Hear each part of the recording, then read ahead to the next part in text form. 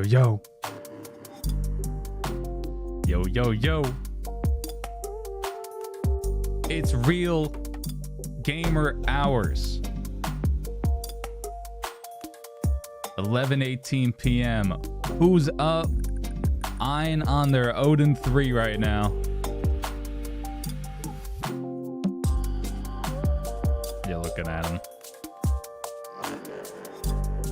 We got the AYN Odin 3, the AYN Odin 3 in a strikingly plum shade of purple. It's not the atomic purple that I was expecting, but it's the plum purple that I got.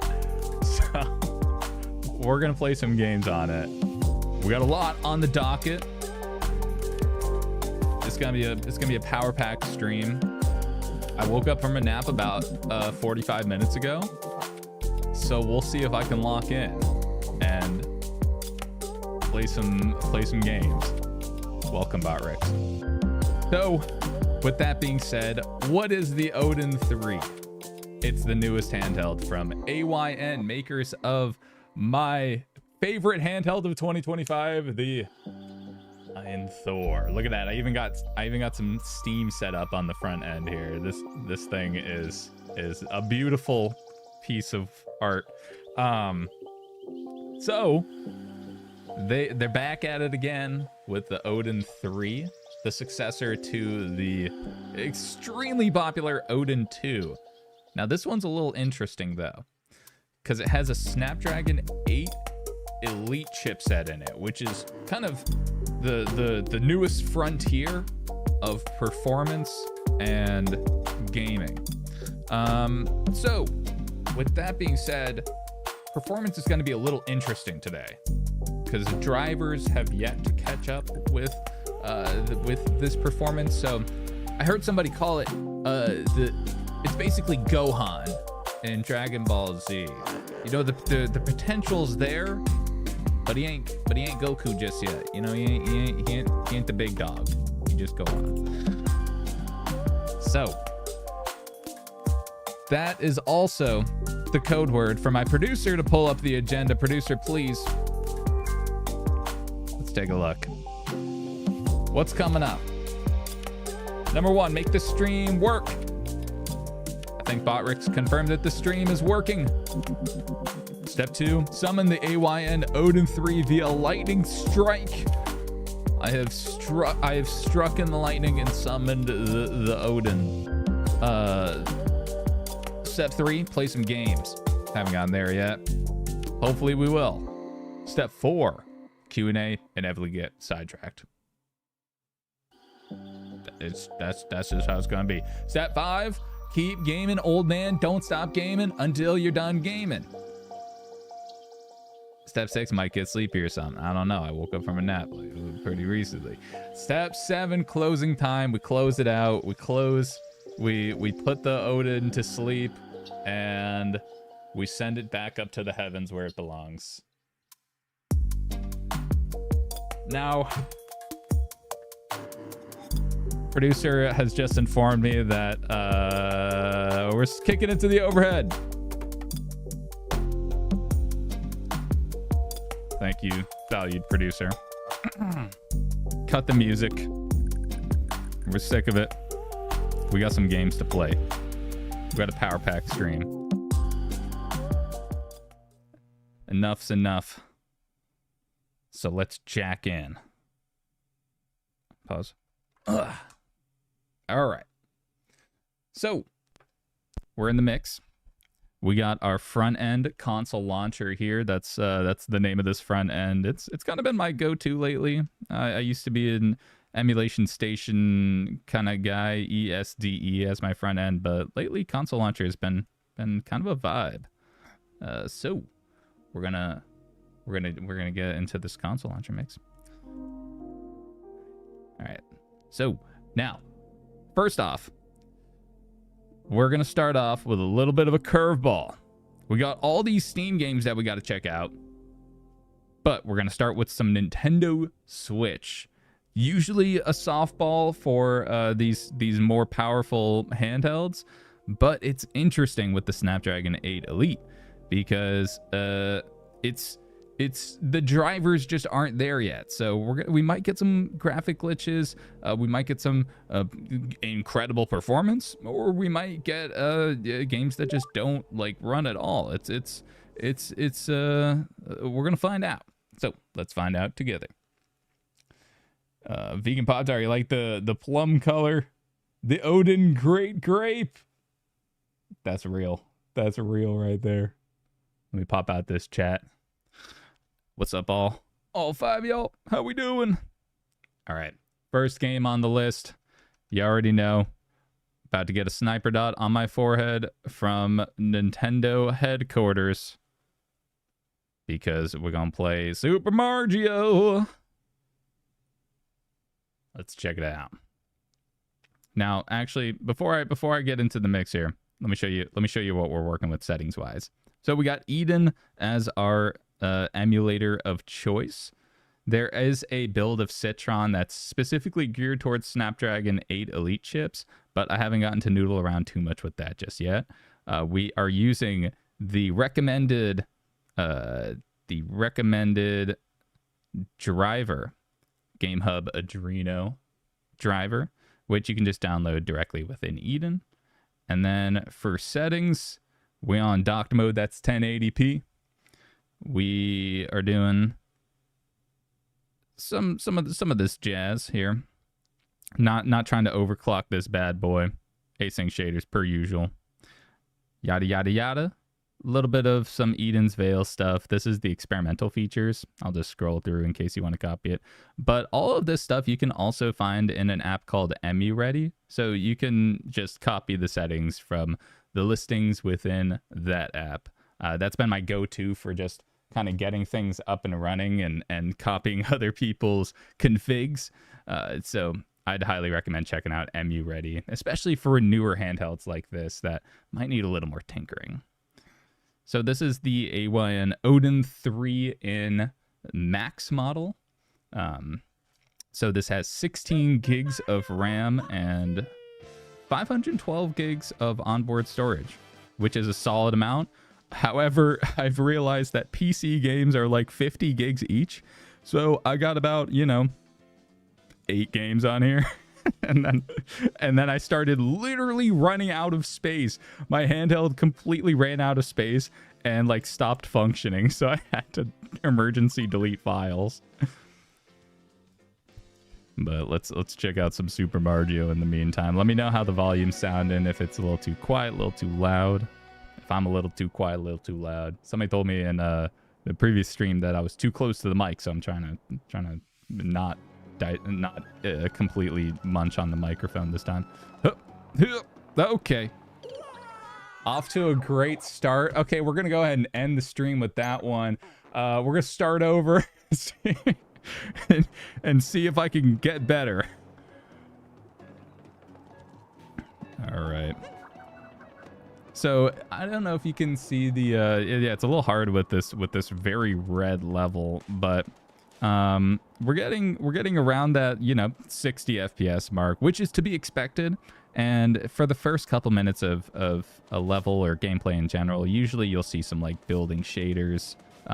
So you might get some slight stutters. That's just Eden in general. Now, this is not the most intensive game out there, that's for sure. It's kind of like the Mario 64 of the Switch.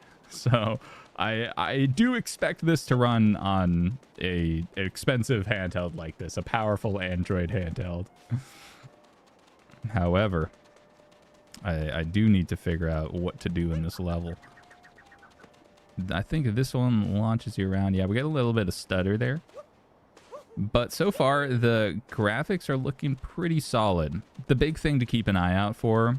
Okay, yeah, you're seeing some of those graphic glitches there. The big thing to keep an eye out for with the Snapdragon 8 Elite is graphic issues. Because it is basically an entirely new... I wouldn't say it's a new architecture, but it's a new evolution of the... I don't know what to do with this thing. It's basically the next evolution of Snapdragon processors. So unlike the AYN Thor, which had the Snapdragon 8 Gen 2, the 8 Elite has like, it's built different. It's my technical analysis of it. I'm not the most technical when it comes to anything, but yeah. So we're getting some shader building stutters. There might be ways to kind of smooth this out. Maybe Citron has better performance, but I've actually been having a good time playing this. I tested it out for about 30 minutes off stream, and it was running pretty well. You know, not doing anything too crazy, but trying to run around the level, load in some different parts, and just get an idea for what Super Mario's you know, gonna be like. Climbing on a cactus is crazy. First off, I think logistically that sounds incredibly uncomfortable. All right, let's go down.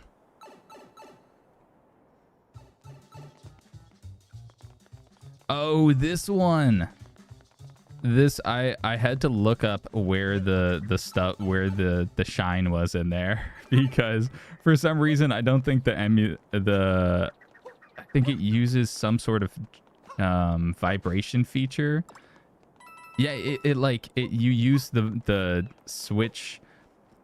What is their haptic thing called? Whatever their haptic vibration technology, the Nintendo vibrator technology, it was using that to kind of figure out where the shine was. And of course, yeah, you see some of that flickering there. But for the most part, I mean, this is incredibly playable. So off to a decent start. It's not perfect, and this is also something that I do expect. I don't have crystal balls, so I can't predict the future, but I do expect that within the coming months we'll have much better compatibility, and we'll be able to fully take advantage of the Snapdragon 8 Elite, and you know, and have less graphical glitches across the board. I think that's the big thing. But it's like I said at the beginning of the stream, it's like Gohan. You know, you know the potential's there, and you can feel it. You can also feel the fan. I have it on quiet fan right now, just because we're not really pushing it too hard. But the next step up is smart fan, and that thing howls. It's louder than my actual fans that I have in my office area. It is so loud. I don't know if hopefully there's a fan curve update coming soon, but yeah, it is that really got me going. So yeah, that's Super Mario Odyssey. Pretty decent overall, pretty chill vibes. Now let's go ahead and check out another game that I was actually noodling around with, because it's notorious for graphic issues, and that is Zelda Link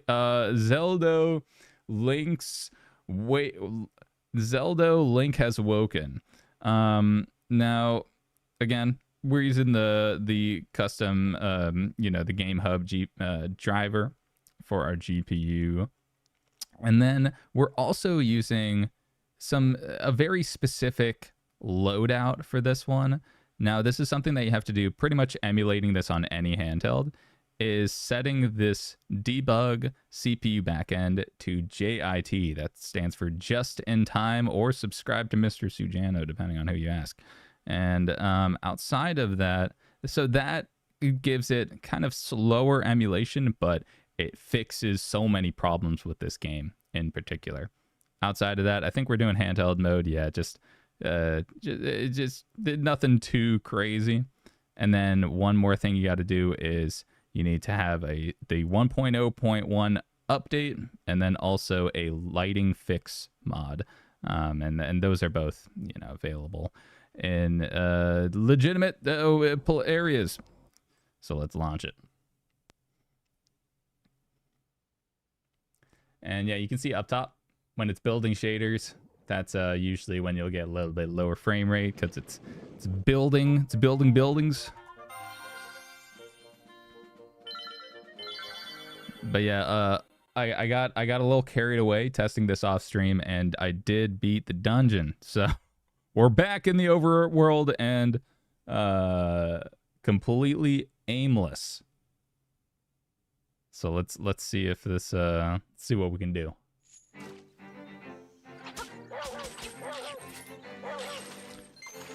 Now, same as Super Mario is the first minute or two of gameplay is usually gonna be a little there's gonna be a lot of shaders building and stuff like that, so it might be a little more stuttery than usual, but it starts to smooth out after that. The one thing with this Link's Awakening remake is it's so weird that the enemies seem to have full fluid 360-degree movement, yet you have these like this Nintendo 64 joystick kind of octo diagonal movement. I don't know, it's a little weird, but the art style is so sick. I love the art style in this game. It is absolutely gorgeous. Hello, Dampa.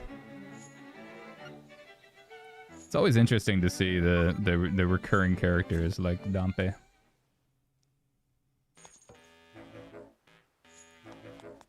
Mr. Dampe. What can I do? What are you gonna show me inside of your dungeon here, man? You've gone poking into some of the ruins. Yes, I have. Oh. What does that mean?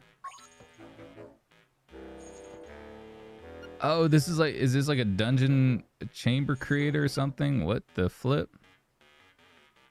A challenge mode. I don't know, man. I don't know, brother. This guy's sussing me out right now. Let me turn up the brightness a little bit. What did I get? New chambers. New chamber check. Who's chambering on their dungeon right now? Kyle, it's the Odin 3. The Thor is is this the dual screen?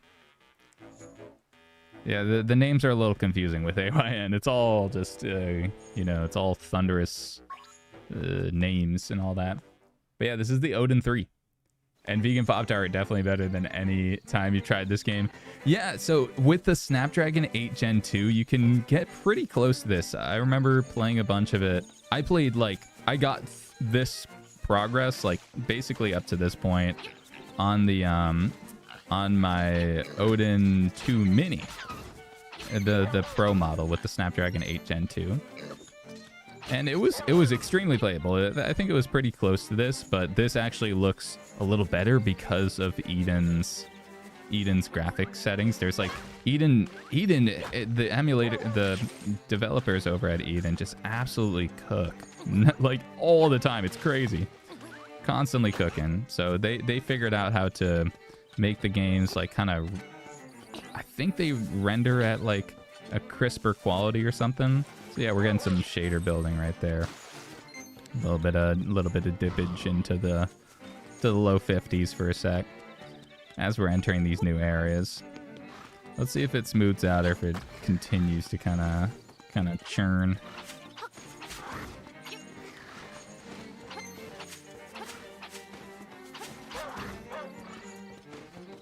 And one other thing that I've noticed with the 8 Elite is it's extremely powerful, but there are some strange frame timing inconsistencies. It's not as consistent in every game as something like the Snapdragon 8 Gen 2. And that might just be a maturity thing too. The 8 Gen 2 and the Thor and the Odin 2 series, that chipset is obviously less powerful, but it's more consistent in the games that that you run it in. So it's the frame timing is just more consistent. What am I doing here? Is that good? What do I do with it? Okay, cool. Hell yeah. Sick, I guess. Yeah, Kyle. Yeah, way too many to keep up with. That is for damn sure. Also, what up, all 19 y'all? Hope you're having a good night. Thank you for joining me in this lovely evening. I have woken from my evening nap about an hour ago. So I'm locking in and decided to stream before I go to CES tomorrow. Flying out. And I'm gonna be gone until Friday night. So I was like, F it. Let's check out some games tonight. Oh, Dig. Oh, he's a little treasure sniffer. Just like me. That's what they called me in college. All right, let's get in here. Another one. Run it back. Vegan Pop-Tart, you got to mess with Eden settings more. You always get the flashy screen. This is known for having... Yeah, the flashy screen. That might be... Maybe try the recommended GPU driver in that little driver toggle thingy. That might help you out a little bit. Also, check out EmuReady. It's a website and also an app. And I've seen you around my streams, so yeah, you might have heard me yap about it a little bit. So yeah, I'd definitely check out EmuReady. That might get you fixed up. And then what a little pro tip is you can filter by the Snapdragon 8 Elite chipset.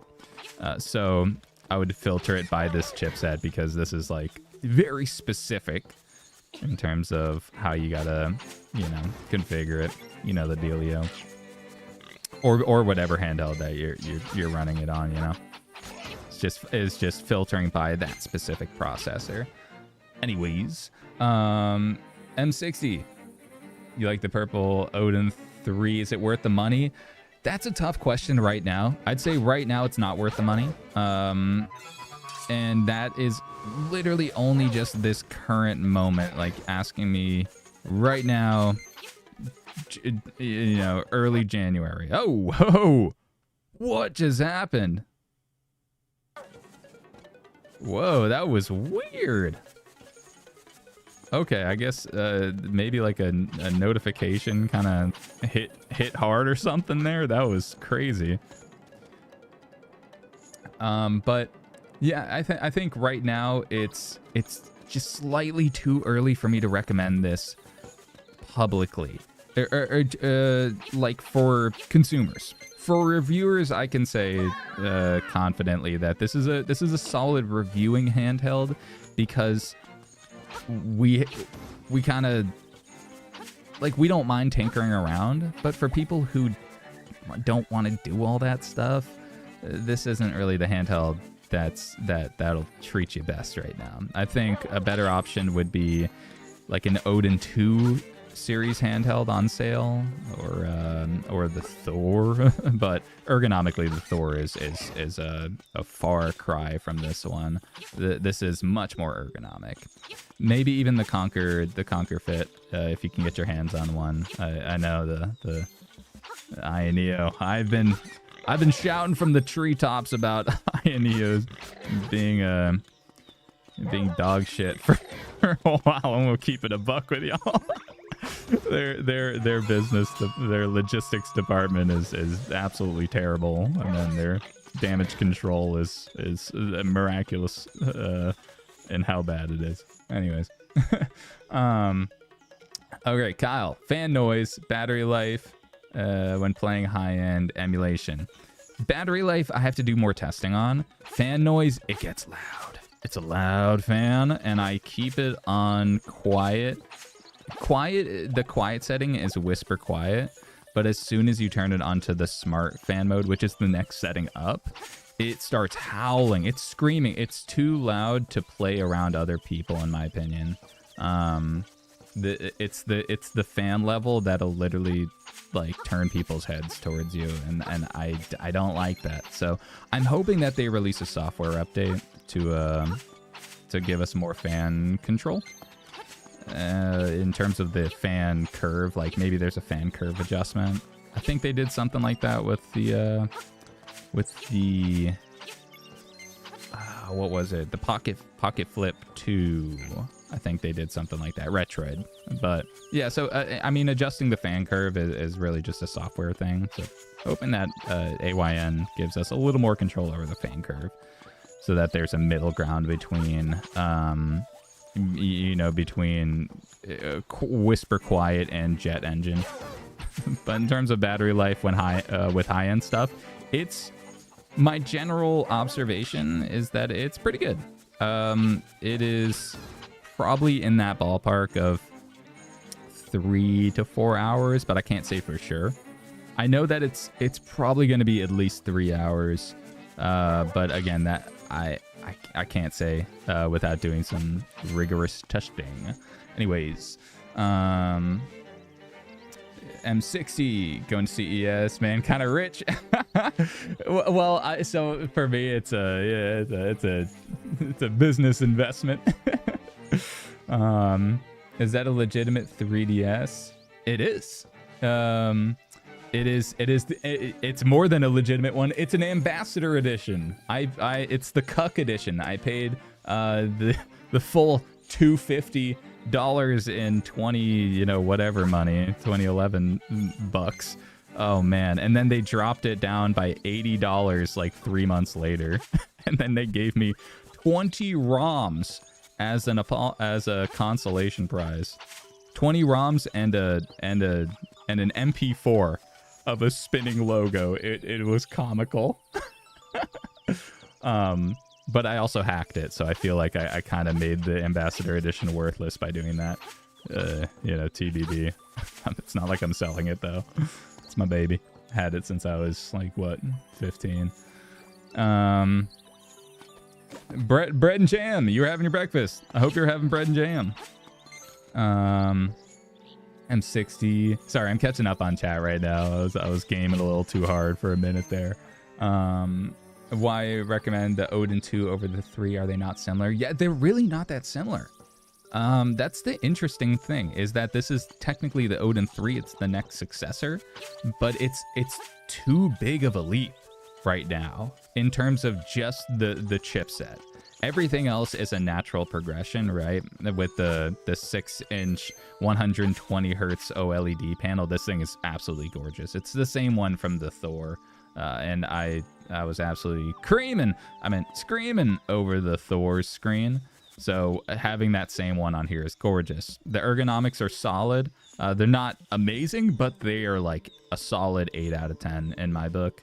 And then you can also get like the accessories to make it better. The controls are really nice. Everything is just a natural progression, but it's too soon for this chipset.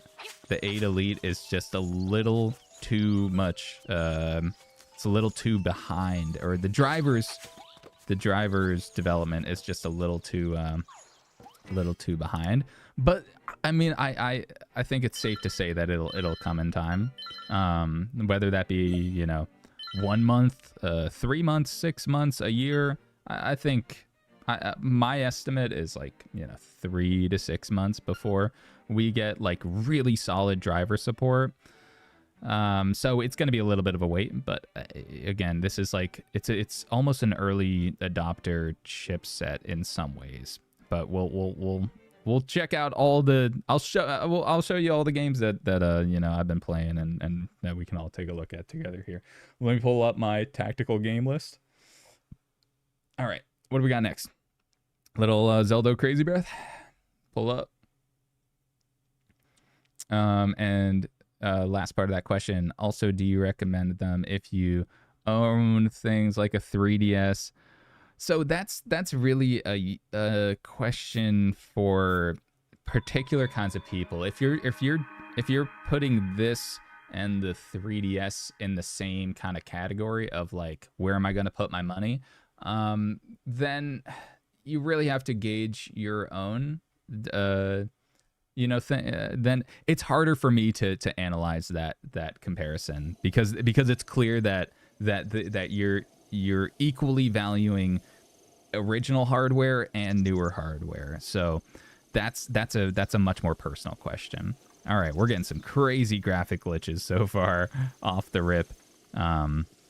But if you were to compare, you know, like something like the Thor and the 3DS, that's where I could make a better recommendation. And I would say the Thor, just because it's a lot more modern, it's a lot more versatile, it has better screens, and it's better in almost every single way, except it doesn't have 3D. And my recent review of the Thor, a lot of people are mentioning that they you know, if it doesn't have 3D, it ain't a 3DS, and I technically agree with you. But in the same, you know, vein, there's the only other device that's really doing that these days is the what's that one? What's that crazy big tablet? The Bixie Loot or whatever. I don't know. I might be messing it up.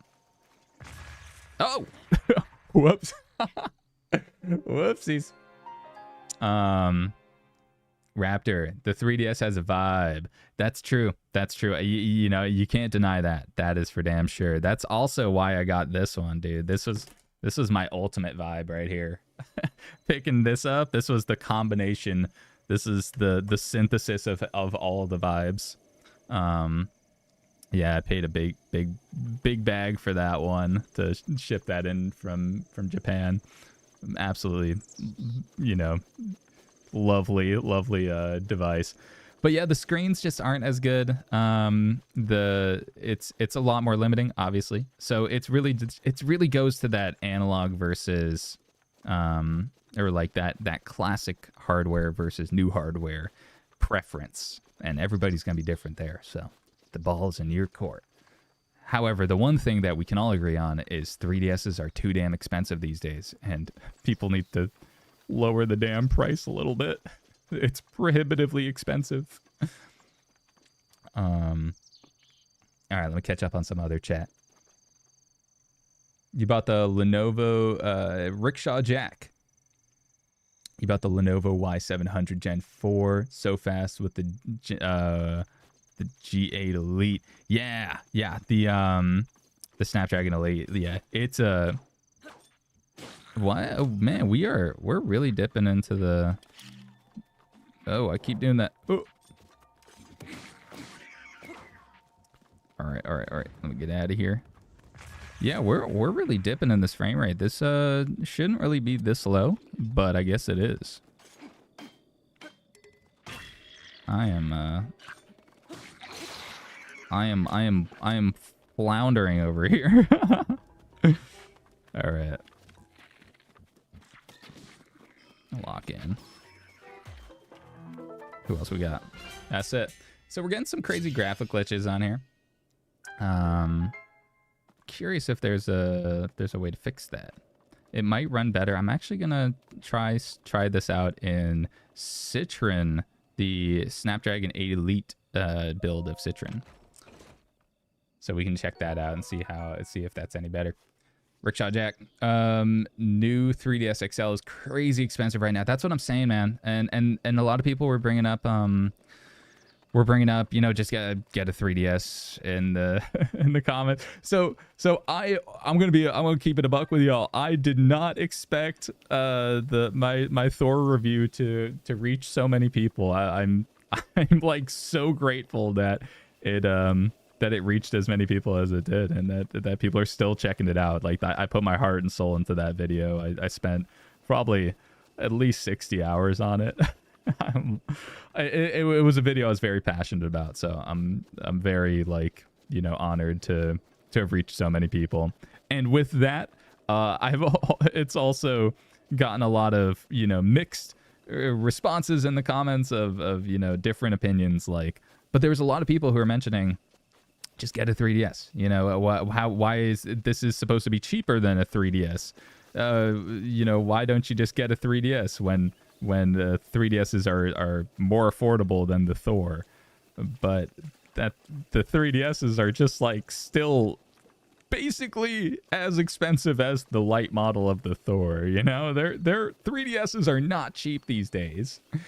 It is insane. And a big part of that is because The people who are nostalgic for 3DSs now have jobs and disposable income, so they can afford to pay the scalpers the scalping price to relive those childhood memories.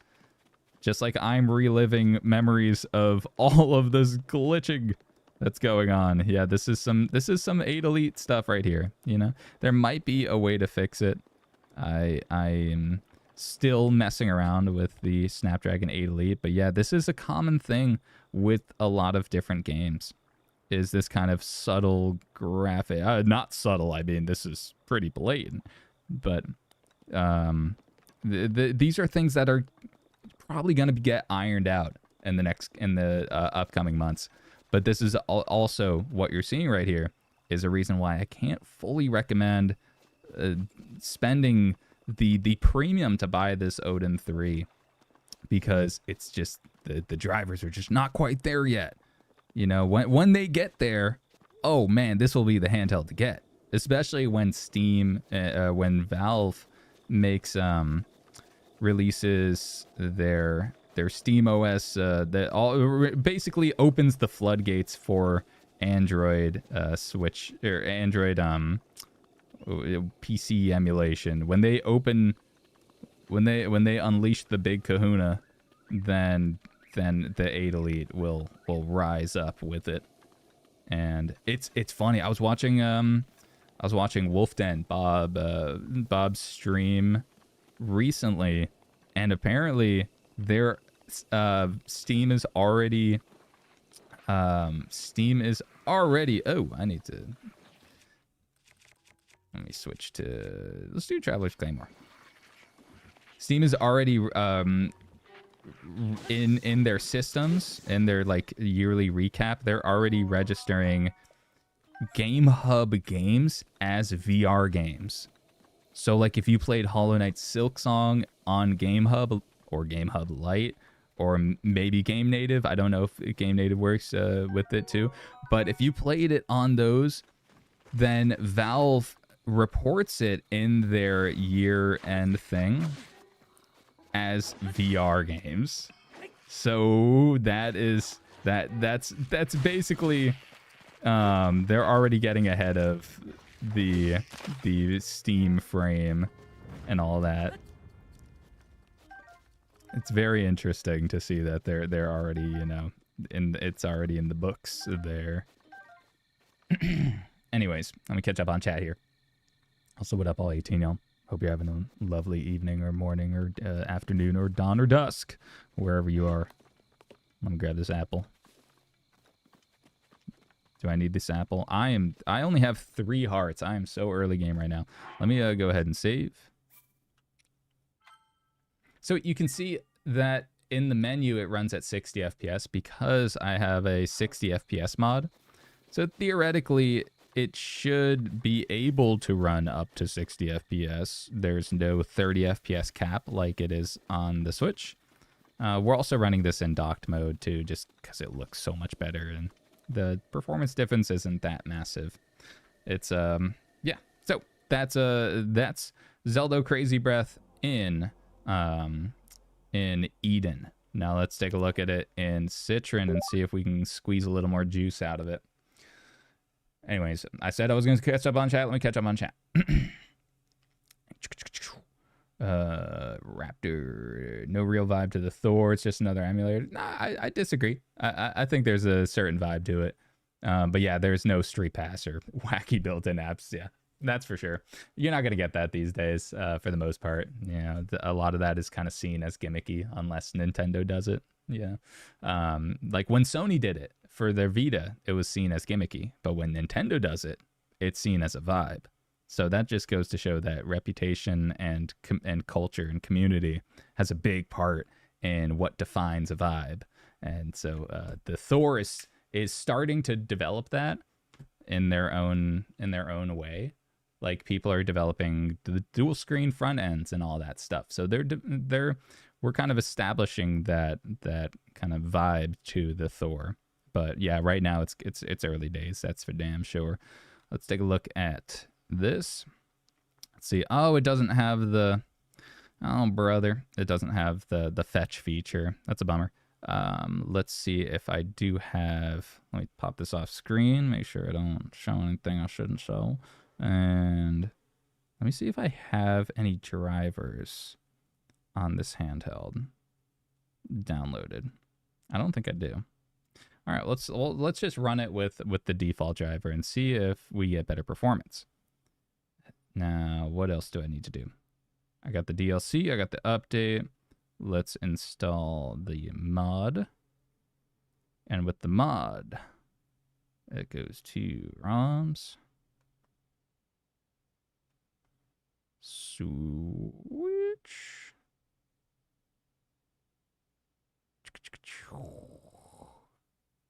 This should be, yes.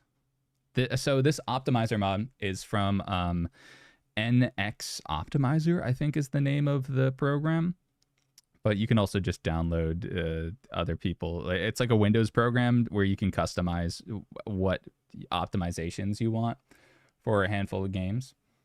But yeah, so I think you can also just download the whatchamacallit. You can download just the actual mod exports instead. It's none of the mod creation or downloading is illegal. It's just if you download pirated games, that's when it's illegal. Okay. Whoa! Oh no! Oh lordy! Ow! Yo! Just took a tab. I'm geeking. What the hell? Link's acid simulator. Is this LSD? This is the Link dream simulator. Oh lordy. Yep, Link is tripping.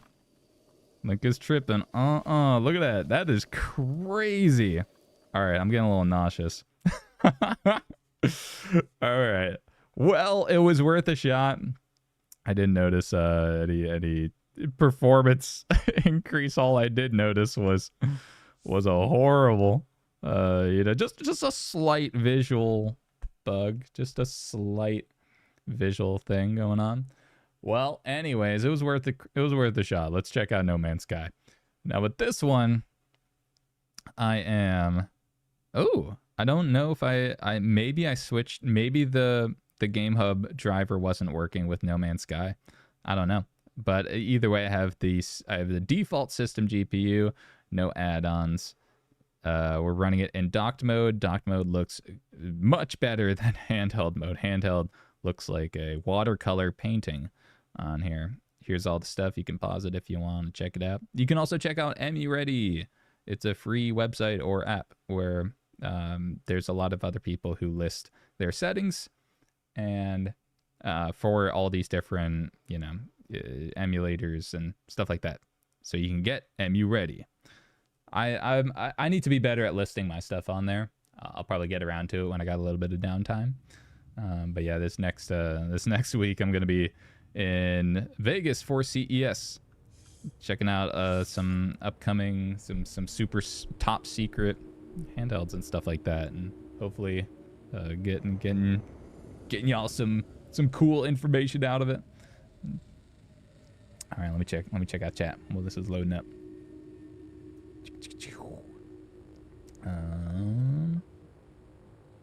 Vegan Pop Tire playing NES, Metroid, having map pulled up on the bottom screen. Yeah, the versatility of the Thor is undeniable. The multitasking potential of the Thor and just all the things you can do on it. It just continues to impress me, and it continues to be a handheld that I just go back to time and time again.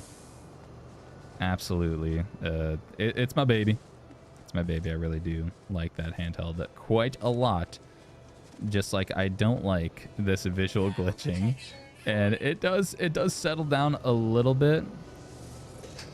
But let me hop in here and make sure I don't die. I'm on survival mode too. I'm a survival game demon.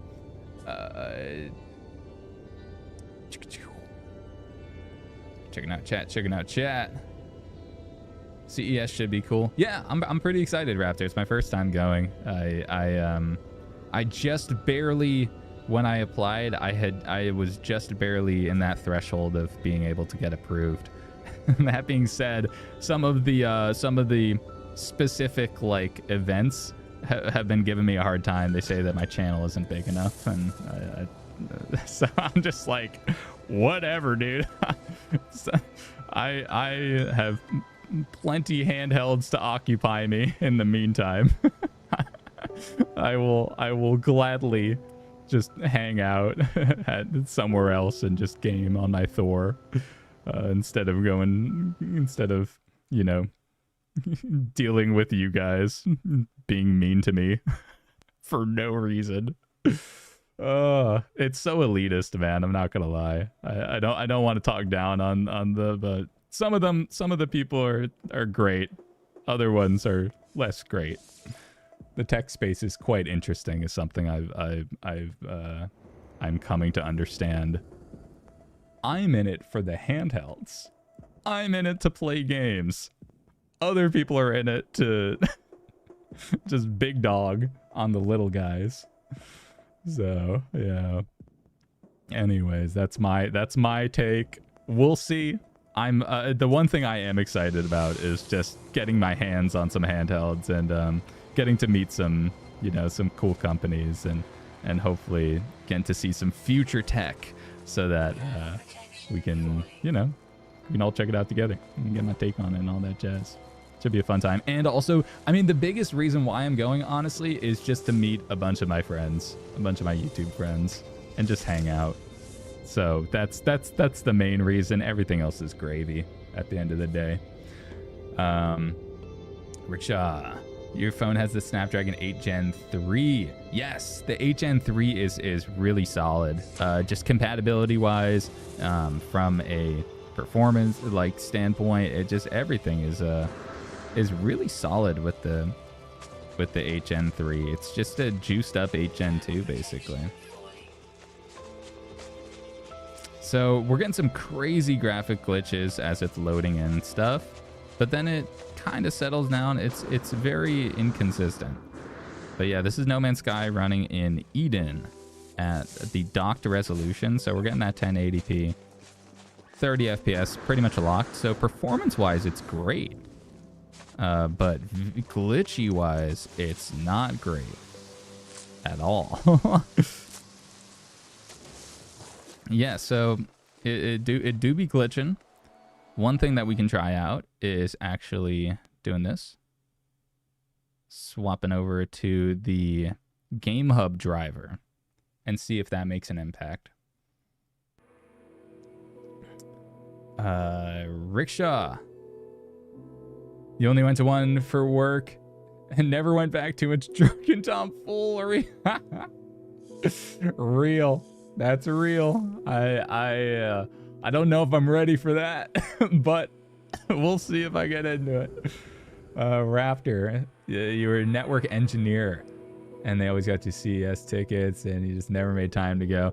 Yeah, I feel like it's it really depends on I feel like the experience is probably so different whether you're a reporter or whether you're on the booth side of things, or whether you're kind of in between. I don't know. I've never been to CES. I have no idea what to expect. I just want to check out some handhelds. That's basically it. I want to check out handhelds. I want to hang out with my friends, and and just have a good time. It is gonna be the most worky vacation I've ever taken. Let's put it that way.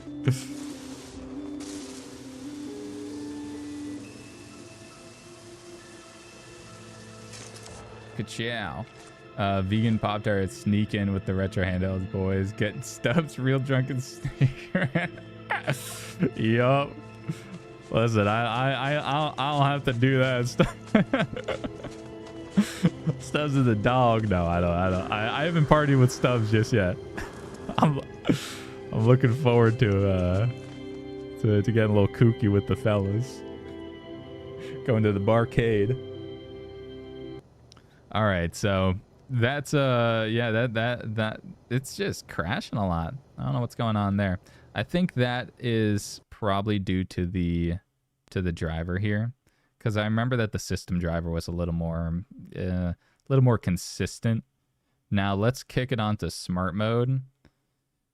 You probably won't hear it because my noise gate is a little high, but it's loud. I can hear it through my headphones. Let's check out a little Crying Kingdom, little Zelda Crying Kingdom. Switch it up. Get some more graphic glitches while we're already in the mix.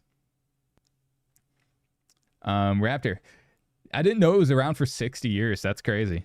I've only known about it for the last 20 years, because that's when I started tuning into tech stuff, was when I was a youngin'. But yeah, a lot of history there, man. I was very excited to get approved to go. Yeah, just getting the opportunity to go to a big old tech convention where there's going to be all kinds of like futuristic tech stuff and for better or worse, you know. I heard there will be some adult pleasure bots there. So, you know, TBD on if we'll showcase those on the channel, you know, a strong TBD, but there's all kinds of interesting stuff there. Let's put it that way. You know, I guess you could say they are handhelds in some ways. Okay, what's going on here? We're getting some crashing. Let's take a look at let's peruse, shall we? We got the Gamehub driver. We got the Tears of the Kingdom optimizer. What else do we have? Handheld mode. We got these going on. Did I change any Eden's Veil settings? We got that disabled. Fast GPU time. I might have to disable, or I might have to... Let's try... Maybe we disable fast GPU. Let's see if we can get booted up here.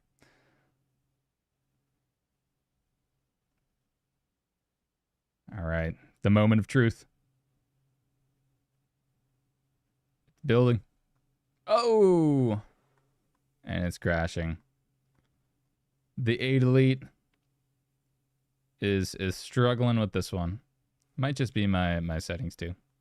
Could be fried somewhere, somehow. What else? What else can we do here? Maybe... No. Let's try it one more time. If it doesn't load, then we'll move on. And we'll check out some PS3 games.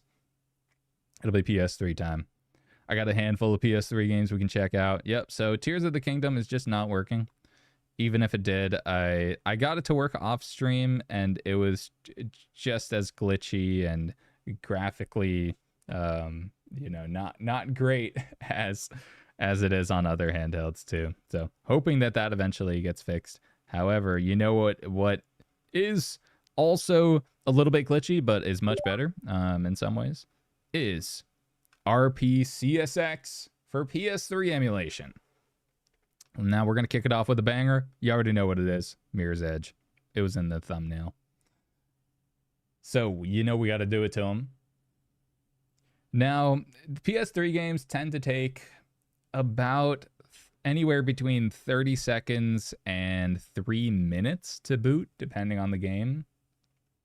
3 minutes is really on the high end. Usually it's kind of a 30 seconds to a minute territory. But yeah, I've been pretty impressed with how far PS3 emulation has come in the past year. RPCSX is pretty legit. It's very impressive. There are some graphic glitches in some games, and emulation is far from perfect. However, in Mirror's Edge, it's completely playable from the at least through the first level. I haven't played through the full game yet. I think we were on the second level, so we're gonna run around and do some parkour because that's what the 2000s were all about, you know. It's just parkour. Remember when that was hot? Running and jumping on things. I remember I was into that. I thought it was the sickest thing ever. I once tripped on a handrail trying to do a parkour jump and fell on the concrete right on my cheek. And I cried. And I was late to class because of it. So, you know, it builds character. It's just you got to touch the stove to know it's hot sometimes. You got to jump over a handrail to know that you'll eat shit on the concrete.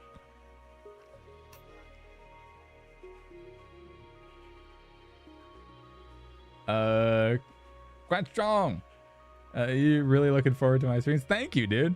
Is there a schedule? No, I am the least scheduled person. Not the least scheduled, but I'm far from scheduled. So I tried to announce them a couple hours in advance, but this one I woke up from a long and arduous nap, and I decided, F it, I want to stream and show off the Odin 3 before I go to CES in Vegas for a week. But yeah, no stream schedule, no upload schedule. I just kind of shoot from the hip for the most part and just try to make content when I can. I have a very busy full-time job. It's so hard to make content, but I'll try my best. Okay, let me remember the controls. Okay, here we go. Yeah, off the bat, a little bit of glitchiness, but super playable. Let's hop over. Oh, that is my I mapped the thing to the back button. I mapped the menu to the back button. Might not be ideal for Mirror's Edge. Okay, and then that. Oof. I completely forget the controls. The controls are crazy for this game, by the way. It's a very, very cool game. I used to be obsessed with this. I used to try and speedrun it on my high school YouTube channel. This ain't my first rodeo, and it probably ain't gonna be my last.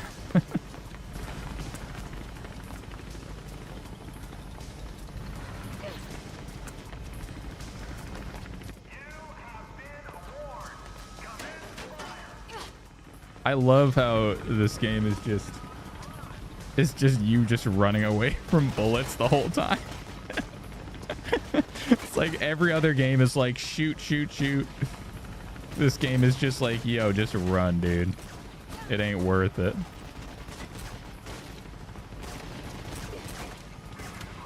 Yeah, there's some slight glitching, but it's you can see it's very playable. Oh jeez.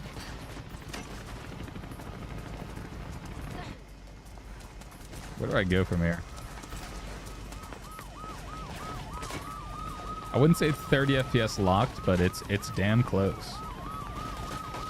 Oh my god, I'm just taking bullets, man. I'm so ass. Hello? No, take your shot. Take your shot. Okay,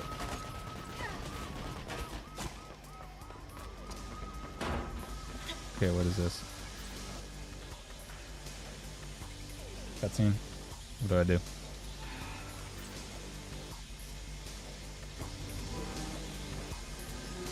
What up, all 27 y'all?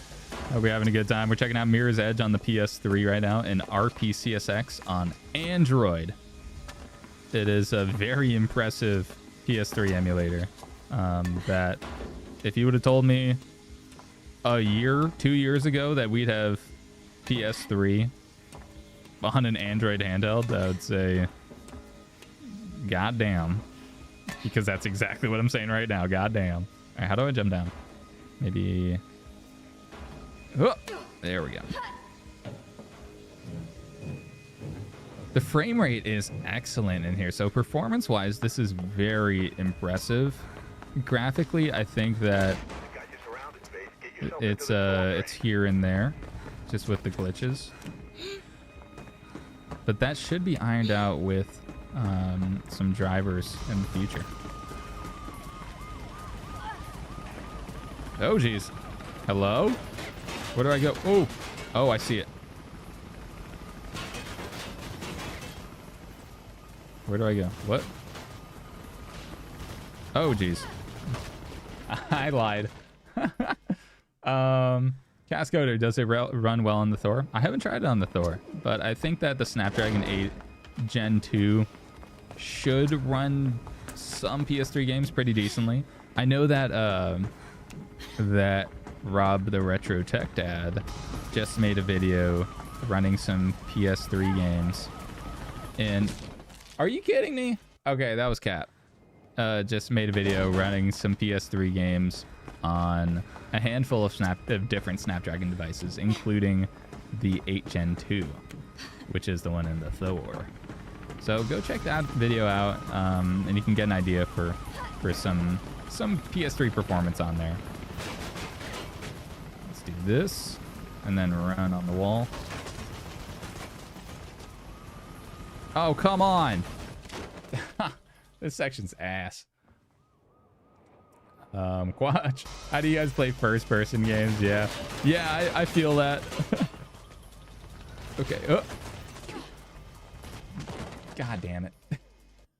I'm throwing right now. I'm absolutely throwing. Another place to check out if certain games will run. Sorry. Another. Can we cut?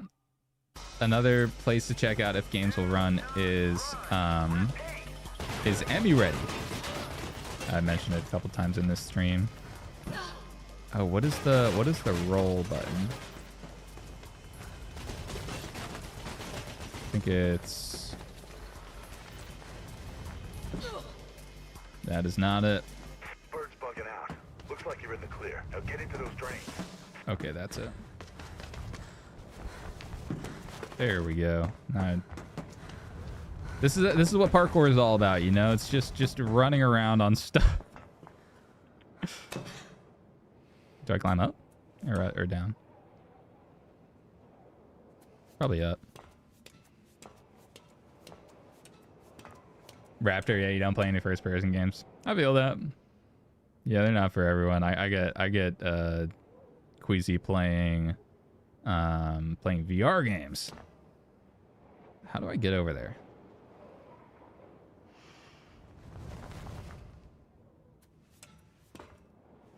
All right, I'm gonna need a down. Okay, whoa, how do I get down?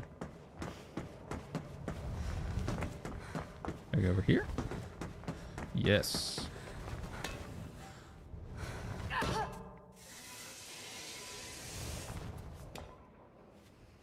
might turn up the brightness. It's a little dark in this area. But yeah, I used to be absolutely obsessed with this game. I wanted an open world Mirror's Edge so badly when I was younger. I was like, just give me this. Just let me run around like crazy. What's that one game? The one with the parkour and the zombies at night. What's that game called? They made a Switch port and it was like pretty crazy. That one came close. That one came close to what I wanted, but it was a little too much zombies. Like, they had the parkour, but the nighttime I was just scared. Dying Light, that's it. That's it, Pop-Tart. Yeah. Hello? Could I not Indiana Jones that shit? Fuck you. All right, let's how do I get... No, what do you mean? Do I have to hit the button and then run or something? I probably have to like just hit the button and then just book it. But yeah, Dying Light, genuinely scary as hell at night.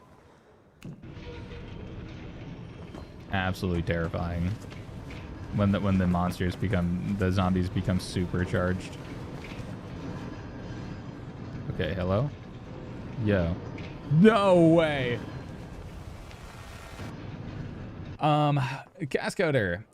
Yo, what up? What up, Michael Benny? Cascoder, is there something to the Odin 3 does so much better that someone should choose it over the Thor? Okay, so right now, the Thor is the move, in my opinion. The Odin 3 will, theoretically, it has so much more power than the Thor. Oh, brother. Theoretically, the Odin 3 has a lot more power than the Thor. It's basically a generational leap. But right now, the drivers and optimization, and you see all this glitchiness. So right now, the drivers are just not optimized for it just yet.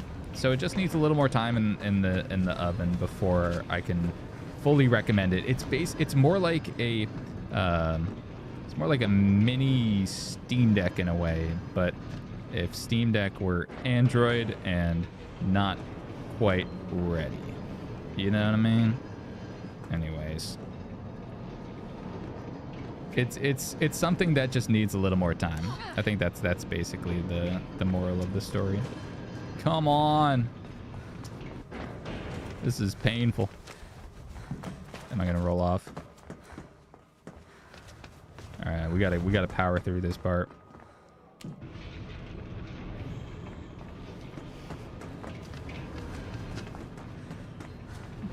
Ka-chow, and then...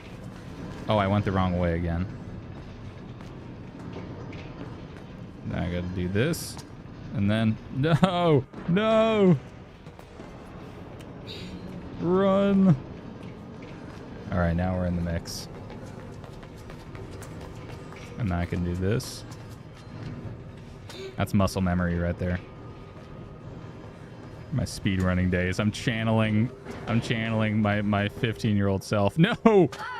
Rats. Well, that run is fried. Let's go.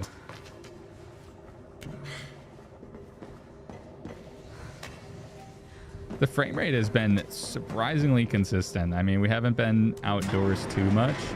And obviously this game is an open world, so they're really just selectively loading in certain areas.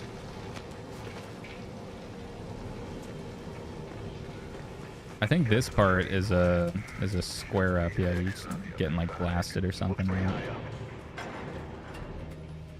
I do remember this, just getting shot at in classic Mirror's Edge fashion.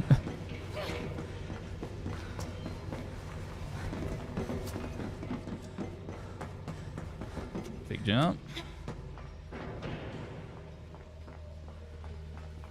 Yep. All right. We're in the groove now. How's the game audio, by the way? Too quiet, too loud? Just right. Heat check. Another sniper team? Just getting blasted at. What am I doing? Why am I just running? Probably pay attention to the story, huh?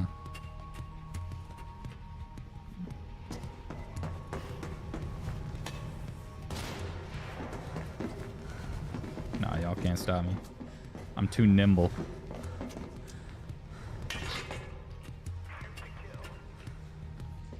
So we're starting to see a little bit more, oh, geez. Whoops. See you later. See you never, bud. Starting to see a little bit of visual glitching as we're getting to certain areas. Oh, come on. I got that. Audio is good. Thank you. Thank you, Ezri. Come on. Oh, what? Wait, I'm getting scammed right now. I'm getting super scammed. What up, Phil Dumas? How you doing, homie? Great to see you. Live stream legend. Okay, what do I have to do here, man? Do I just have to just absolutely nail the... What? Yeah, I forgot to loot his gun. Yeah. That was the... So with Mirror's Edge 2, they leaned way more into the combat side of things, and it was like so out of place and clunky. It just became like a generic combat action game. It was very weird. Mirror's Edge 2 was definitely one of the games of all time. Definitely like a sequel energy. You know what I mean? And I'm not saying that as a compliment. Come on. Well, let's get out of here. Let's try and finish this mission. What are we doing? What does this do? Cool beans. And then a Seidel. You're inside. Get out of there, Faith. What do you mean? They can't see me. No, they can't see me here. I'm invisible. Where do I go? Where do I go? No, but they can't see me. God damn it.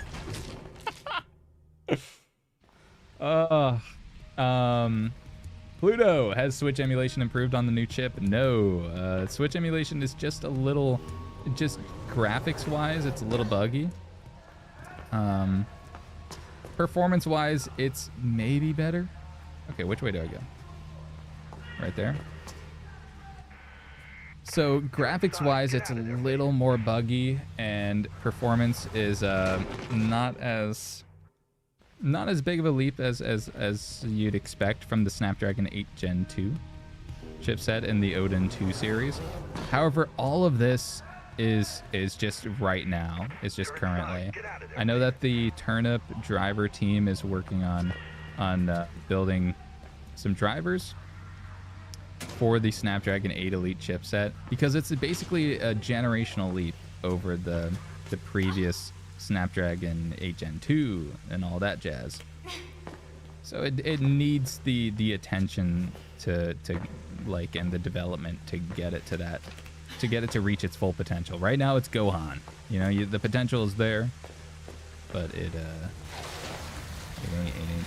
that powerful. It ain't powerful enough. Oh. There we go. All right. And we there we go. This is Hampton Town access point. Let's get out of here. What am I doing? This is just a dark level. Why am I running through this like in the sewers here?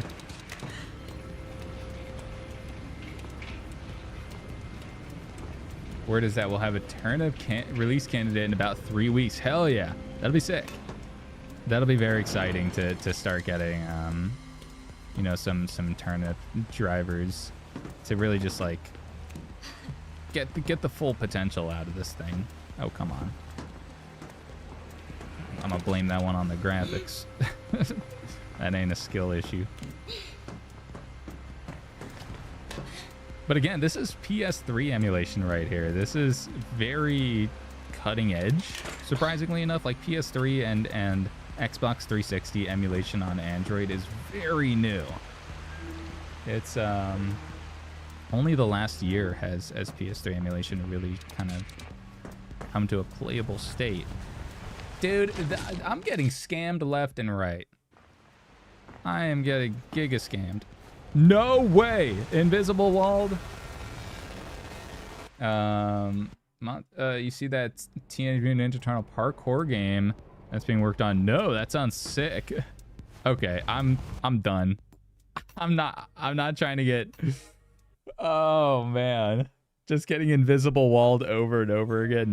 No, thank you. Anyways, let me check my tactical game list here. Next up, you already know. You see it, you know it, you love it. Demon Souls. It's go time. This one I just got up and running, testing it out earlier today. Got it running for a couple minutes, no crashes. We'll see. When the cameras are on, anything goes. Hello, Toad Show. Welcome. I'm honored to be in the presence of the Toad Show. Wait, Atlas? What? That Atlas? You talking Persona? Atlas and FromSoft, damn. Kind of a power team. What up, all 25 y'all? Hope you're having a good night. Morning, evening, afternoon, dawn, dusk. Let's get into it.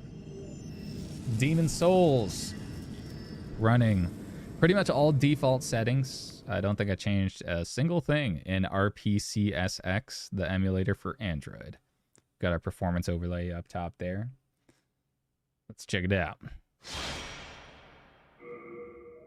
I made my boy Slime. I diligently spent a solid 10 minutes in the character creator to make the ultimate Cro-Magnon. Toad Show, you found my channel through the AYN Thor video and subbed instantly. Thank you, dude. I'm so hyped that you found me through that. That video is really just like, so that you may love the just old one.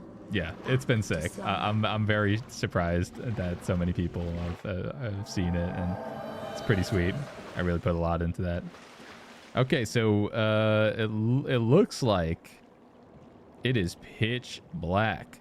I was not having this problem earlier. I'm gonna go ahead and hard reboot that. That is so weird. Also, what's going on here? It should be charging. I don't know why it's not charging simultaneously. I have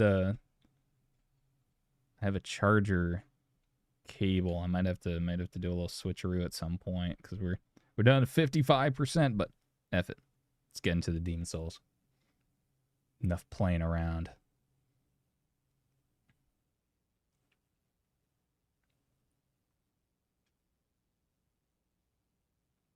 Vegan Pot Tart Odin Sphere is incredible. I haven't played that one.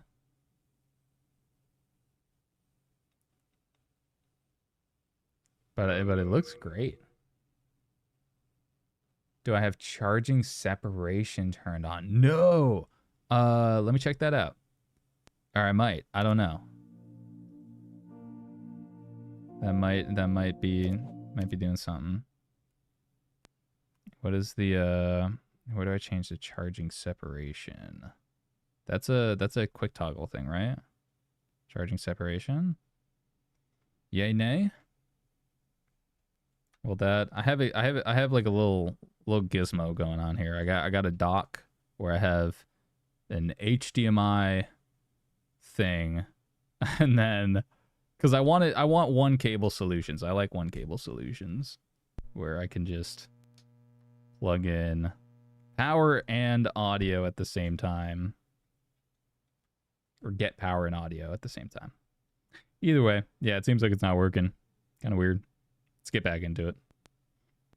I'll do a little switcherooski in a little bit. Let's check out Demon Souls. Tojo, there is not custom drivers for the Odin 3 yet. I mean, there are, but they're not the custom drivers that we're thinking of. You know, there are drivers from Gamehub that improve some things, but they're not turnip drivers just yet. Apparently, someone in the chat mentioned that there is going to be a potential release candidate for a new turnip driver for the Snapdragon 8 Elite coming out in about 3 weeks. TBD though, you know, I always take those announcements for a grain of salt because developing things takes as long as developing it takes. So I wouldn't bet on anything. But yeah, they mentioned the rumor is 3 weeks. I'd give it a month. Say end of January. We should have a first driver potentially. Demon Souls. Let's get it. Let's get after it.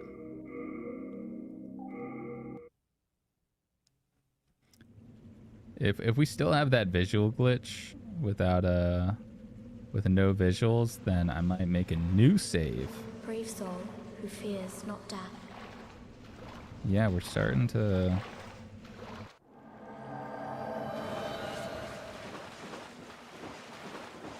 Hello? Yeah, let me try making a new one. Let's do new game. And then I'll go default loadout. Nothing crazy. Oh man.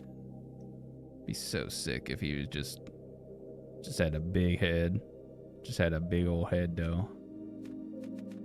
Alright, this will be Slime 2.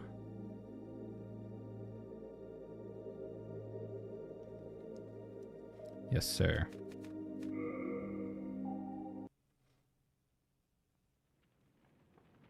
King Aland the 12th. Would you like to play the Journey to the Nexus?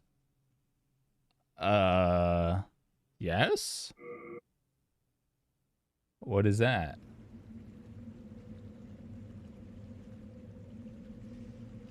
Let's check out this cutscene. Brave soul who fears. It's actually not playing death. now. I shall guide you.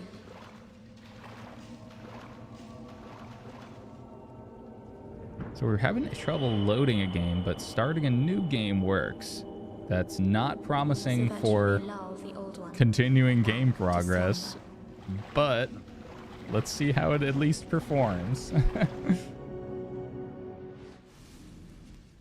Have I tried APS3E yet? No, I haven't. I haven't tried that. That's probably worth checking out though. I think I'll maybe try that out for next stream. Might do something next weekend. TBD. So we're in the mix. We're getting a solid 30 running around.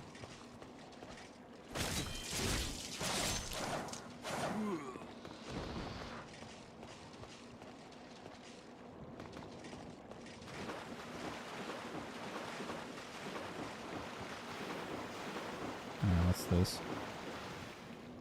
One guard. Cool. Oh, snap.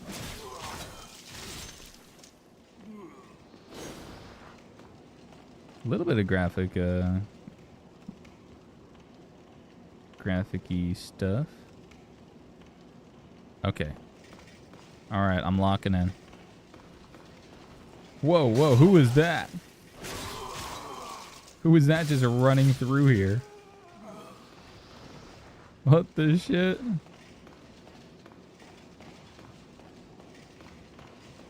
This is running great. For emulation, this is pretty solid. Oh, damn it. Oh no, I keep messing up. I'm getting chunked right now.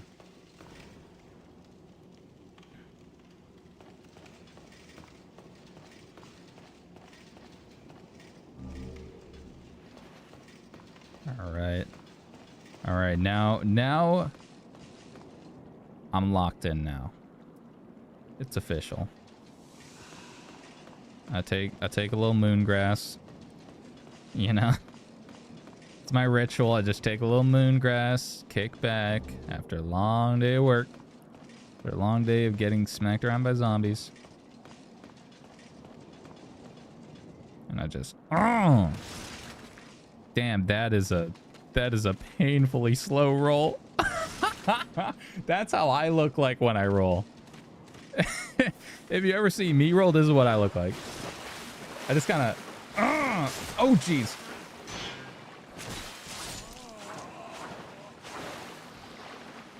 I just, what? No, it's because I clicked square. Oopsies. All right.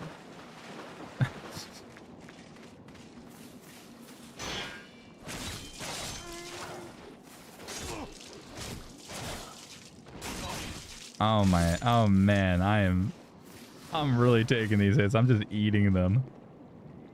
Warp to a new area? Yeah, sure. That's it. Warp me, Poppy. Have I seen the AYN Pocket play? I have. I've caught glimpses of it. Just like I haven't seen what level I'm in right now.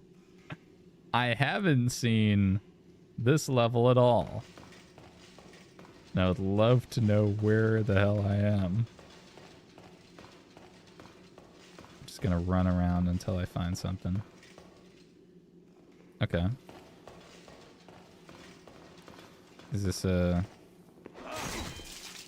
Okay.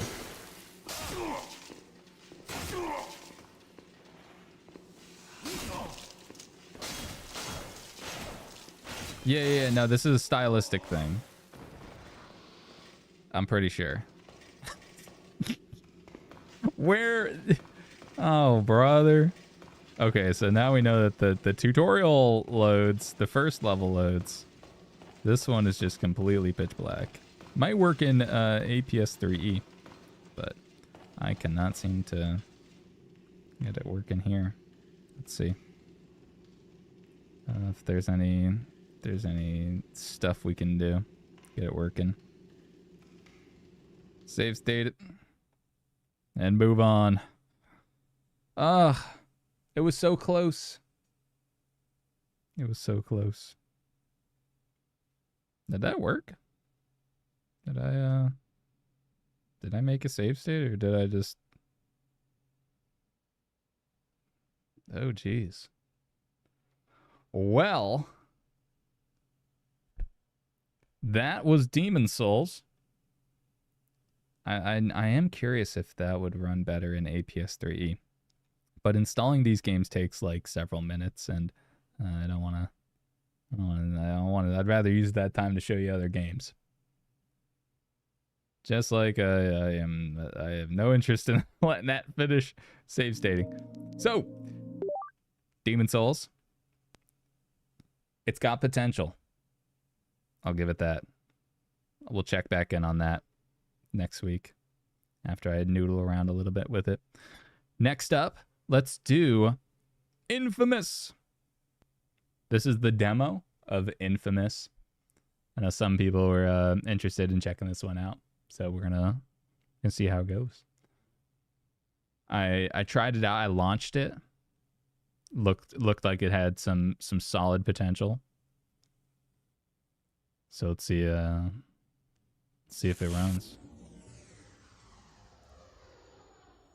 Let's see if it actually loads the levels.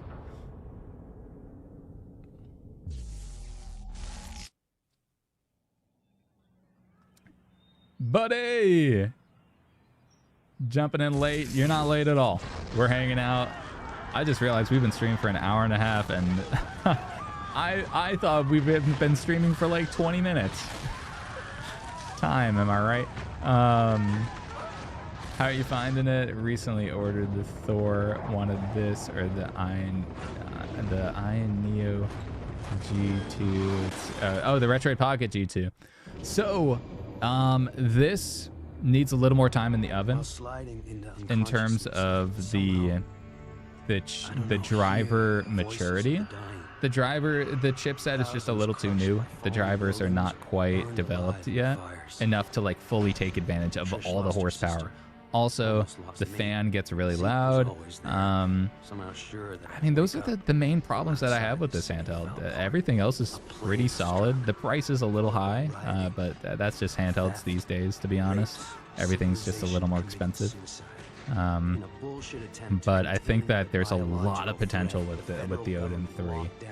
It's basically, I said it a couple times on the stream, but we're basically looking at Gohan here. You know, the power and the potential is absolutely here. Just like the potential to skip this damn cutscene. Love to skip it, but it's a demo.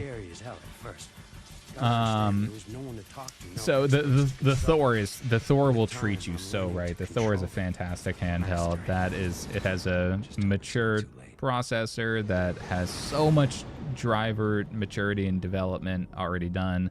The work is getting put in like so hard on dual screen everything, like dual screen compatibility for a lot of different stuff, and it's a really good ecosystem to get into.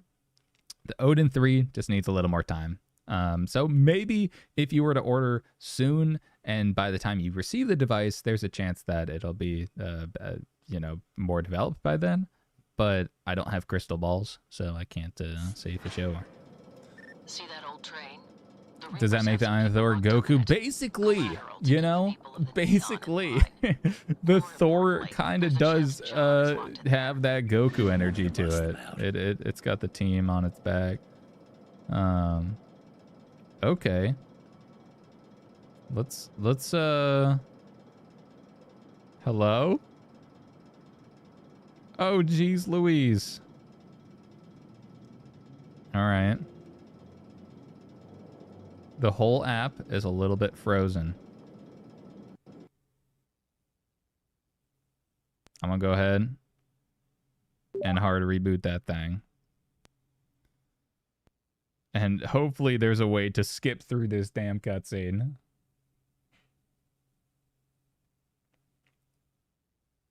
Yeah, anytime, buddy. For sure. Toad Show, you really hate the RP6's color options compared to what AYN is doing. That's what I'm saying. I'm sort of in between, right? So the RP6 has some fun color options. AYN has more of that clean, like, I guess more sleek stuff. I'm not entirely, I'm not the biggest fan of this plum purple, but I know that some people really like this plum purple. I was hoping for more of an atomic shade, like the back. You see how it's kind of like transparent and atomic, just like the original Game Boy Color right here. You know what I mean? Transparent, a little beat up. But on the front, let me turn this down. But on the front, it is completely opaque.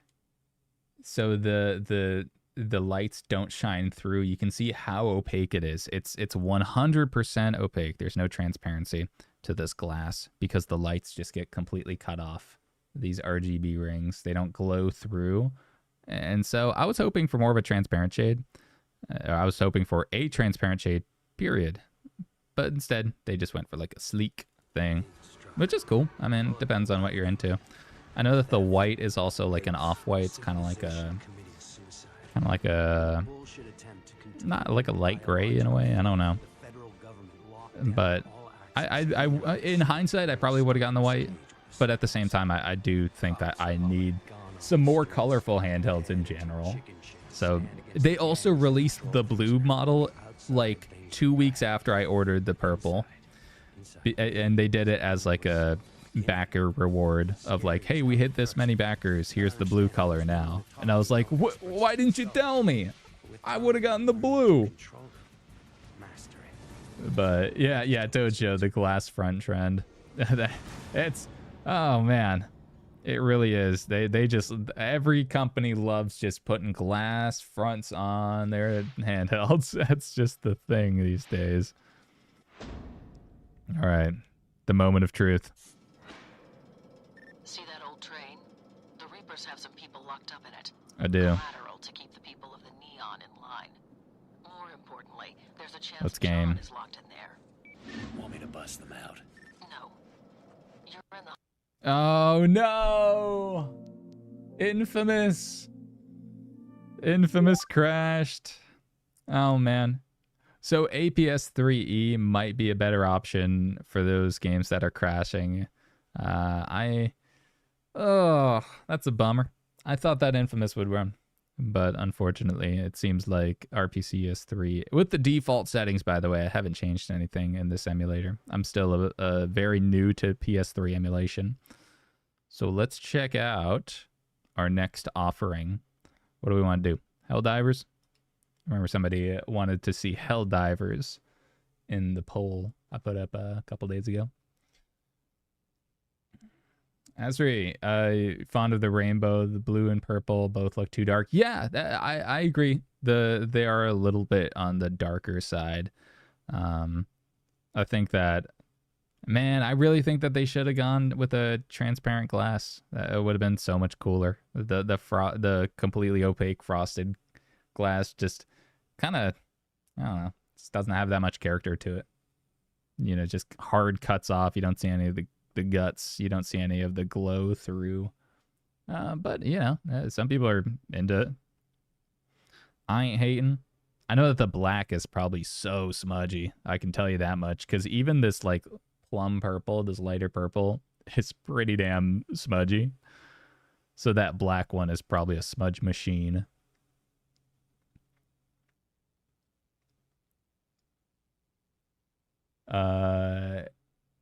Vegan Pop-Tart, you're not buying any more Retroid, but if you were, you jump on the silver RP6. That's the one that I got. I got the silver RP6. I bought one the first time around when they first announced it, you know, when they first released their handheld, and then they took it back. And then I had to pay for shipping twice because I paid for shipping on the G2 and then I paid for shipping separately for the new RP6. Oh man, Retroid really just do be Retroiding sometimes. This is something that the Odin 3 also does sometimes. I don't know, man. It just feels like a prototype handheld in some ways. Like, I think they got to figure out something better with that one, or make it easy to turn it off. I don't know. Instead of like having to tap the screen to turn it off, it's just a very tacky way of preventing image retention, especially because this is the same screen that's on the Thor, and the Thor doesn't do that. So I don't know why they only do it on here. It's like, choose what you want to do. Either make them both do that because it's both the same screen, or make neither do that. Or, you know, turn it off by default and have people turn it on if they notice it's a problem. I don't know. What up, Skulls Playlist? Nice to see you. How you doing? It's a pleasure having y'all here. You really love yours? Which color did you get? Which color and model? The late night stream sesh. We're going to check out probably 1 or 2 more PS3 games, and then we're going to check out Gamehub for a little bit. Some PC games. I got a stacked lineup, because that's really where this thing kind of shines, is Gamehub. When you find the right settings and the right games, this thing can churn. I also got a couple pro tips that I'm going to sneak in the mix. I need to make a couple tutorials for specific games. I thought about putting all of them in just one big ass tutorial video, and then I was like, nobody's gonna watch the whole thing, and then YouTube wouldn't recommend it to people because people would only watch one part of it. So I'm thinking about making like a couple different videos, like one on how to run Fallout 4, because there's like a very specific thing that you got to do, and I'll actually show you guys in this stream. So we'll do a sneak preview. Another one on how to run Kingdom Come Deliverance. We'll take a look at that game. And the Fallout 4 tip also works with Skyrim. It's a way of getting audio to play, because audio doesn't work unless you do it. Man, see, that thing it's just tacky. Why does it keep doing that? Okay, this might be fried. Let's try one more time on Helldivers.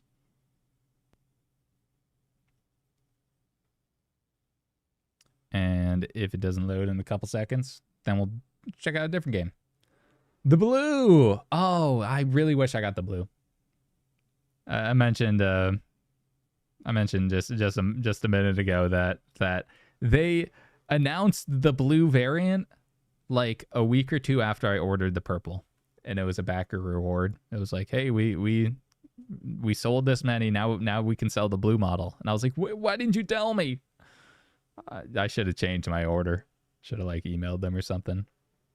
Yeah, this is not building the cache fast enough for my attention span.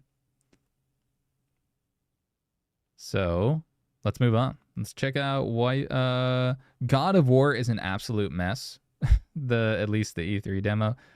Again, all of this is in RPCSX. So they might run better on APS3E, that emulator, or maybe with some custom drivers when we eventually get those. But this is kind of what you're seeing right now with me messing around with this emulator is why I can't fully recommend this handheld, right? To people who don't want to tinker, because there's a little bit of tinkering that has to happen for certain things, like PS3, like Switch, and Gamehub. But this is Dishonored.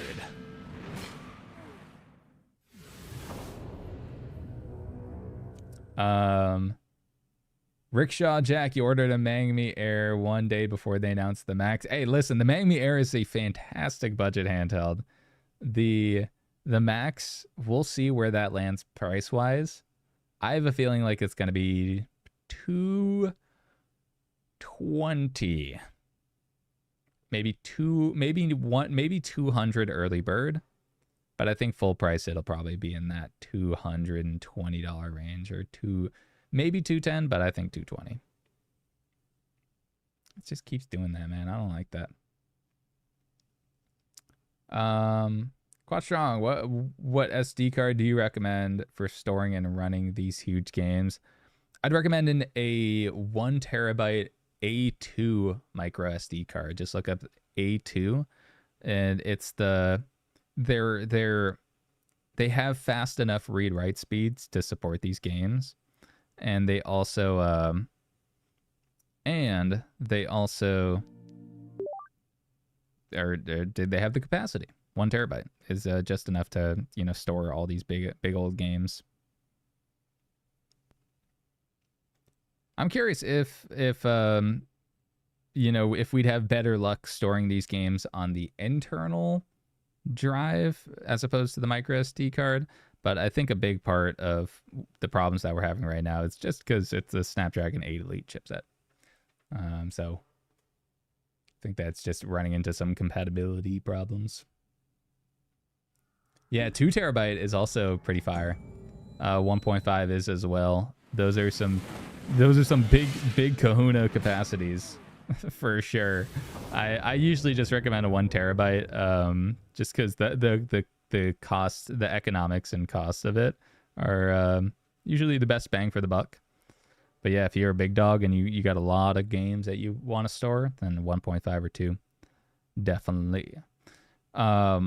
When it comes to Gamehub PC games and Android games, you can only install those on the internal drive.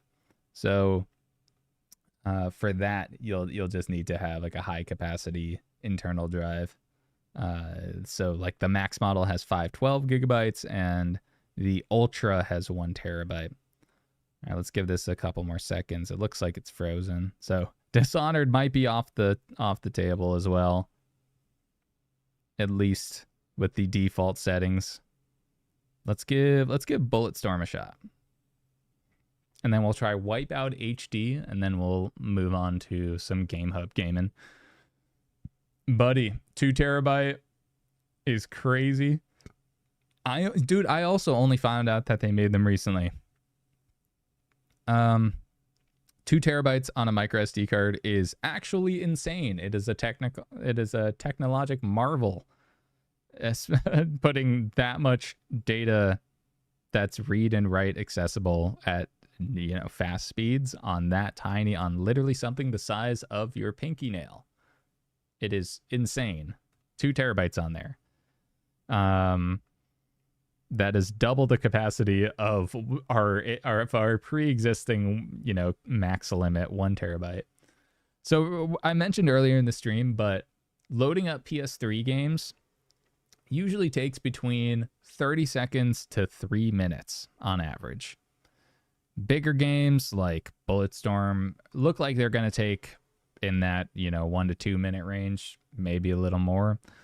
Smaller games, more easy to run games, probably less, probably closer to 30 seconds. Tojo, Product Devity, absolute legend, by the way. The dev of Gamehub. So he's the dev of Gamehub Lite. Said that they were working on an update for Gamehub to support SD cards. Sources the latest Wolf Den stream. Hell yeah. Dude, Product Devity is a legend. I know that he mentioned in the past that Gamehub Lite was sort of a stopgap solution and that he wanted to focus his efforts more on game native and Eden. I think he's a part of the Eden team. Again, like just absolutely cracked developer. And so I am curious if he'll be able to bring SD card support to Gamehub. That would be pretty, Gamehub Lite, that'd be pretty badass. And really just like take Gamehub Lite to the next level. Because it really does need it needs one kind of specific feature to separate itself from Gamehub outside of the whole, telemetry problem that regular Gamehub has. So Gamehub Lite, the big benefit of that is less bloat and less telemetry, no telemetry. So they don't track you and all that jazz and sell your information. You don't need to create an account just to log in. Okay, well, Bulletstorm is cooked.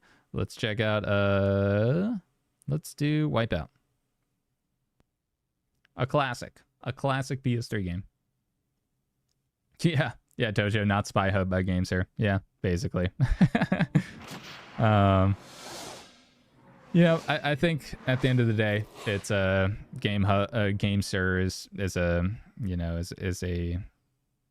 a brand, is a company, and they're gonna want to sell as much as they can and maximize their profit margin by creating big old profiles on its gamers so that it could sell you more stuff. That's just their deal. Are you new to Wipeout? No, get out of here. I just want a game. So it had no problem loading up Wipeout. Seems like this is this one's an easy one. What do you mean I have to start on novice? Oh, come on. That's crazy that novice is the only option. You can't. Skilled is locked behind a paywall. No, not a paywall. Behind a skill wall. That's crazy. All right, let's run it. What's our... Okay, well, I guess we're going... Fucking default everything. Great. Buddy Blast. Gamehub Lite is the one to go for then? Yes, I recommend Gamehub Lite. You don't need to create an account to use it, and there's less minimal to no risk of your data getting sold. To sell you stuff, and then there's also the whole there's just a lot of benefits to Gamehub Lite. Okay, this is looking a little rough. Oh no. This ain't good, y'all. It was promising. We'll go 3, 2, 1.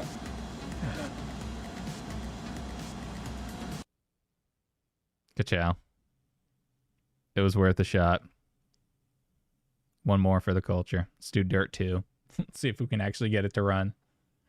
Our success rate is quite low with PS3 right now.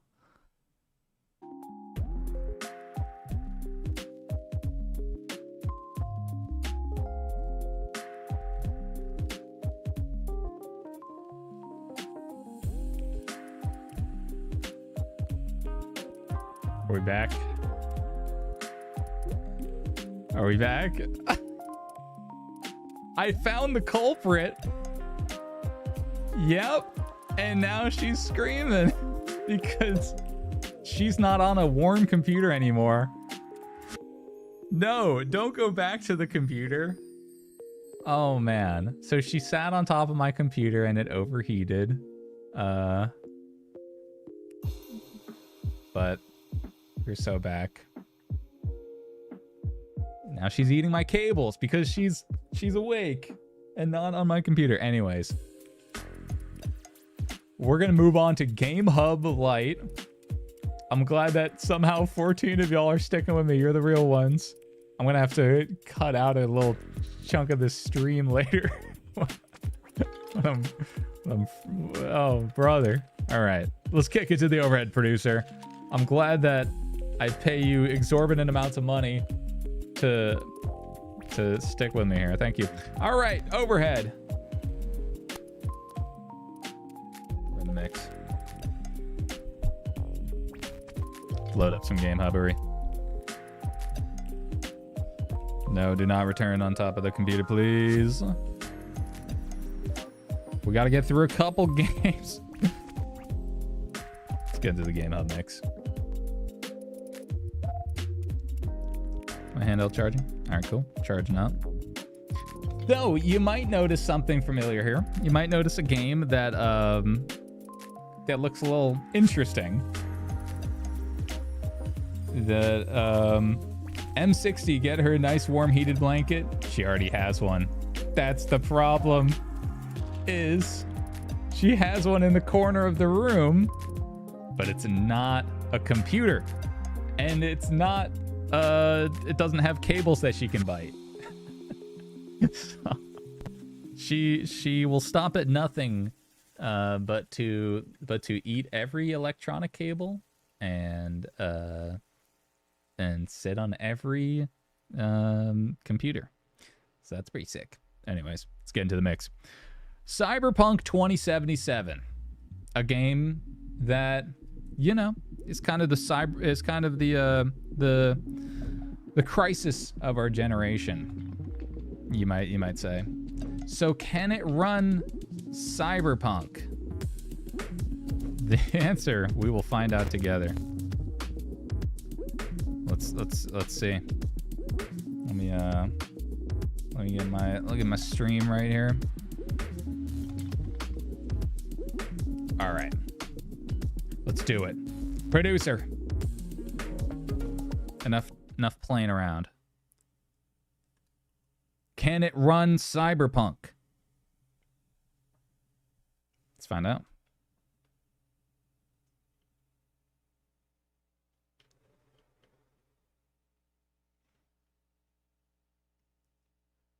One in the chat if you think it can run Cyberpunk. 2 in the chat if you also think it can run Cyberpunk. Because there's no way we're not running Cyberpunk on here. Can it run Doom? I don't know, maybe. Might be able to. I gotta install Doom on here. I was talking earlier in the stream. I was saying that this is the 512 gigabyte max model, so it has 512 gigs of onboard storage, and these PC games are anywhere between like 40 and like 80 gigs each. It's crazy. So needless to say, running out of room pretty fast after installing just a couple. 0. A lot of zeros. I'm sensing a lot of zeros in the chat. Not a lot of faith in this handheld here. Come on, guys. I don't know. It's okay. Well, just hey. Oh, there it is. There it is. I told you it would run.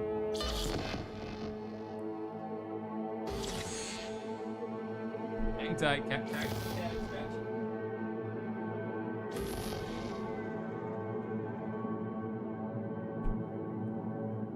Not in game yet. Let's see. What is being in game?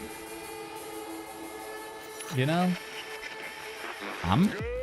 You could consider this yesterday's body count lottery rounded out to a solid and sturdy. What kind of black magic is this?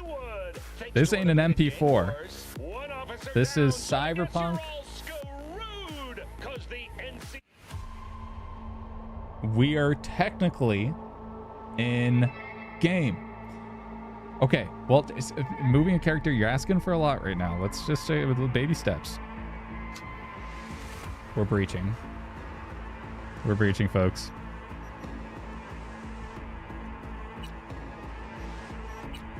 It's go time.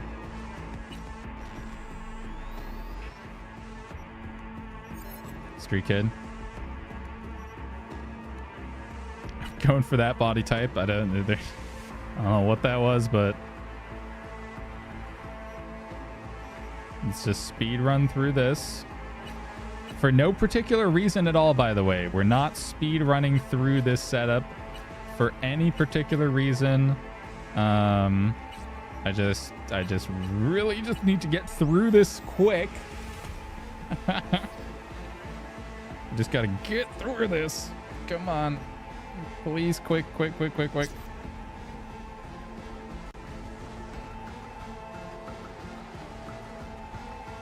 Shaders are gonna eat you up when they get loading. You're gonna eat your words. Oh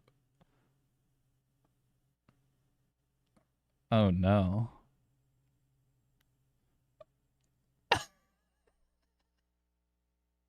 So that's Cyberpunk on the Odin 3. I've never gotten into game. You know, I'll be the first one to say it. I have launched it, and it always crashes when it tries to load the actual game. So that's starting off strong. That kind of sums up where we're at with Windows emulation on Android. Is the big heavy hitters, the big kahunas, you're not going to get those. However, what you can get is a bunch of other good games. Valheim, Fallout 4, Witcher, Journey to the Savage Planet, Silksong, Ball Pit, Halo, Kingdom Come, Deliverance, Skyrim, and Prototype. Good. Tocho, maybe it will get into the game with drivers. I don't know. TBD. So let's check out a little bit of obligatory Silksong just to show you where the general frame rate is. Because obviously, a lot of handhelds can run Silksong. It's a 2D indie game.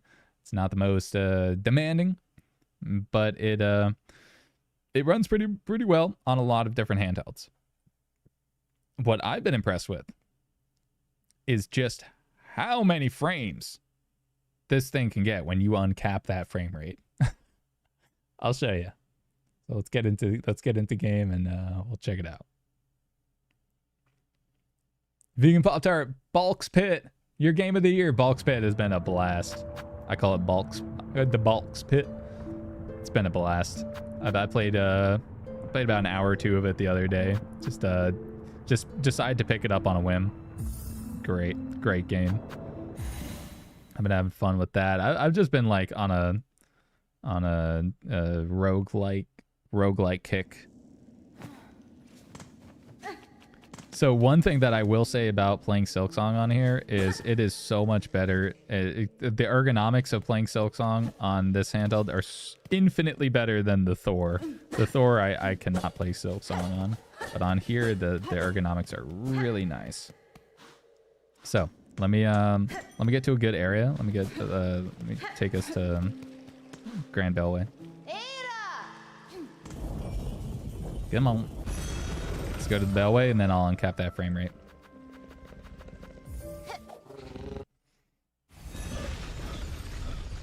But guys, does games with anti-cheat land with this device? Yeah, it's basically the same as Linux. It's anti-cheat just doesn't work well with this. I don't think that anti-cheat games can run, unfortunately. Anti-tactical cat extraction. I'm doing it with my foot. I'm protecting the computer. She is dead set on going back to sleep on top of the computer. Not until we play a couple more Gamehub games. So look at that frame rate down there. I'll pull it up in a second.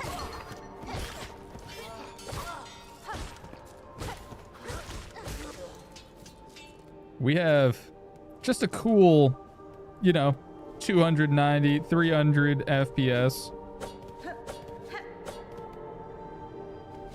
insane.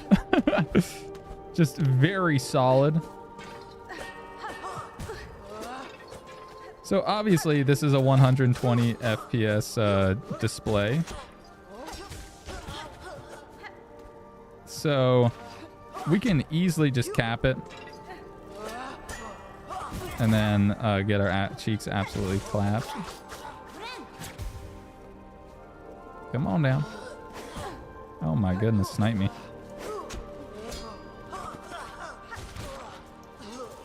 So what we can do is we don't need to run it at 300 FPS. There's no need for that. We got native rendering plus on. Got all this jazz.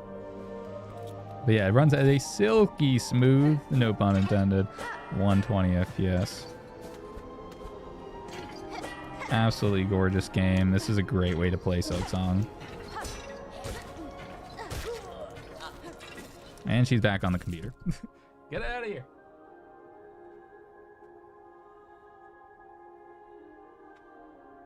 Oh boy. That is the real Silksong. Is my cat. Hello.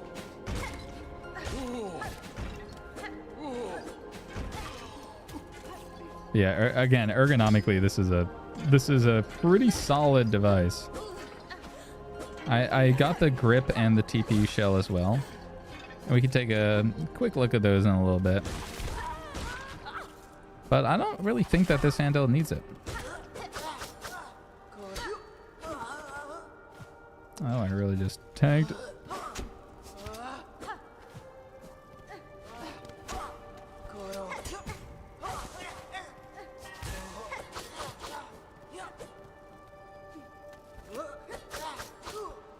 All right, come on.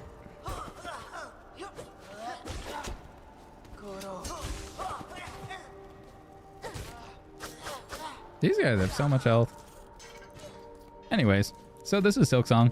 Runs great, looks great on this 6-inch 120 hertz display, OLED display. Absolutely crispy.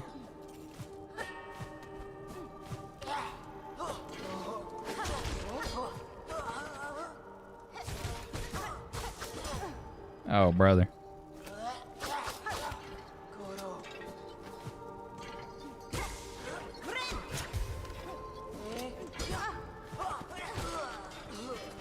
All right, so that's Silksong. A little bit of scrambling. She writing her cat manifesto, basically. Buddy Blaz, genuinely didn't think of it until now. It looks buttery smooth. Yeah, it is just. I mean, I'm streaming at 30 FPS, but yeah, it's running at 4 times that.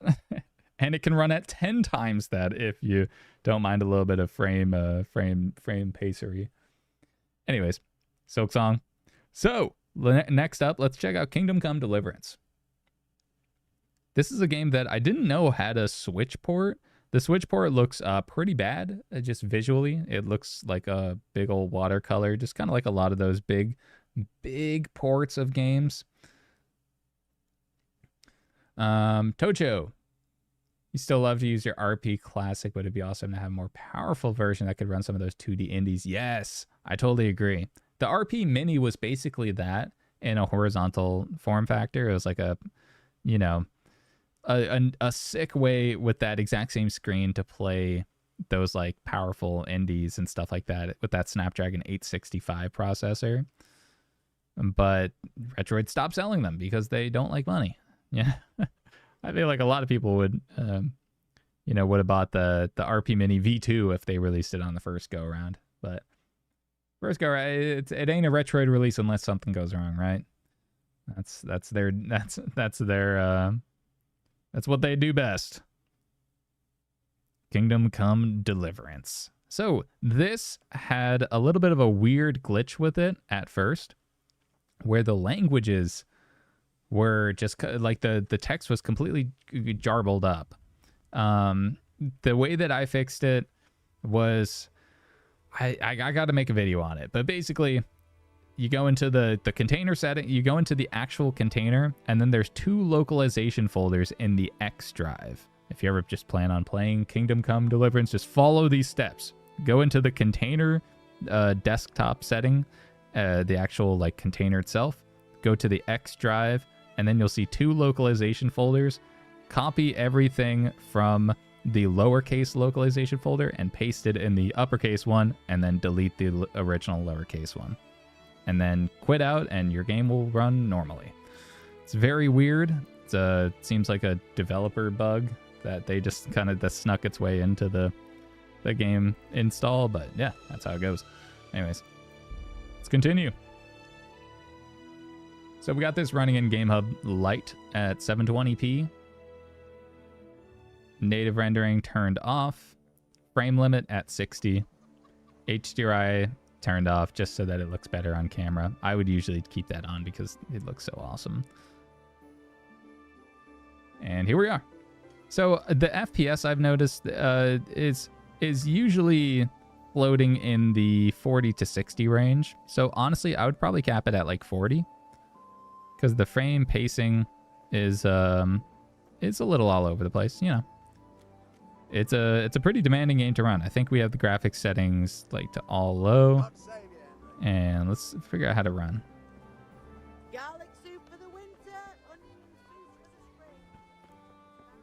But I just I don't know where to go next. Just story-wise, I might just go home. I don't know. These life sim games get kind of confuse me. Because I just don't know where to go.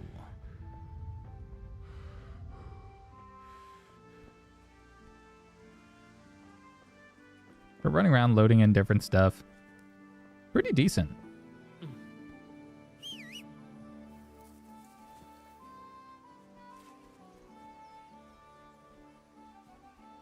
And even with the low settings, having that super resolution filter on in the Gamehub sidebar just really makes the 720p look like 1080p.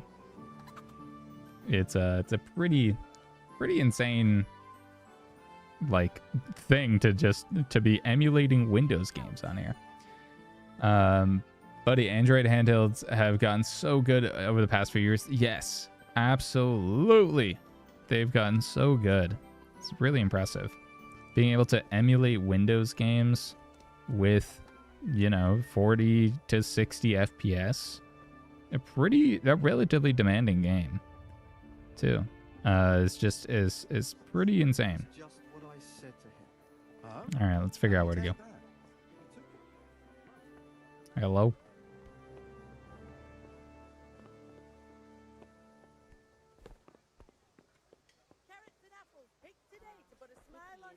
So, let me start here. Good God, you look terrible. Did someone attack you? Let's talk trade. Let's talk trade.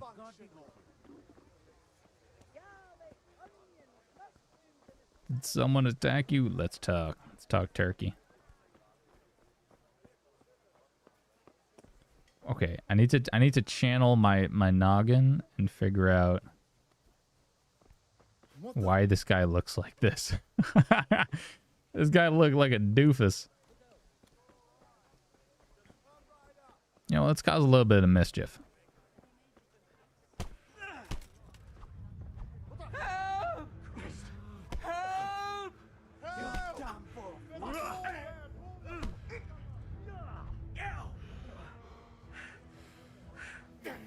Oh, come on.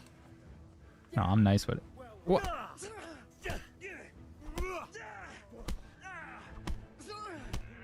Oh, jeez. Okay, no, this is unfair. Wait. Yeah.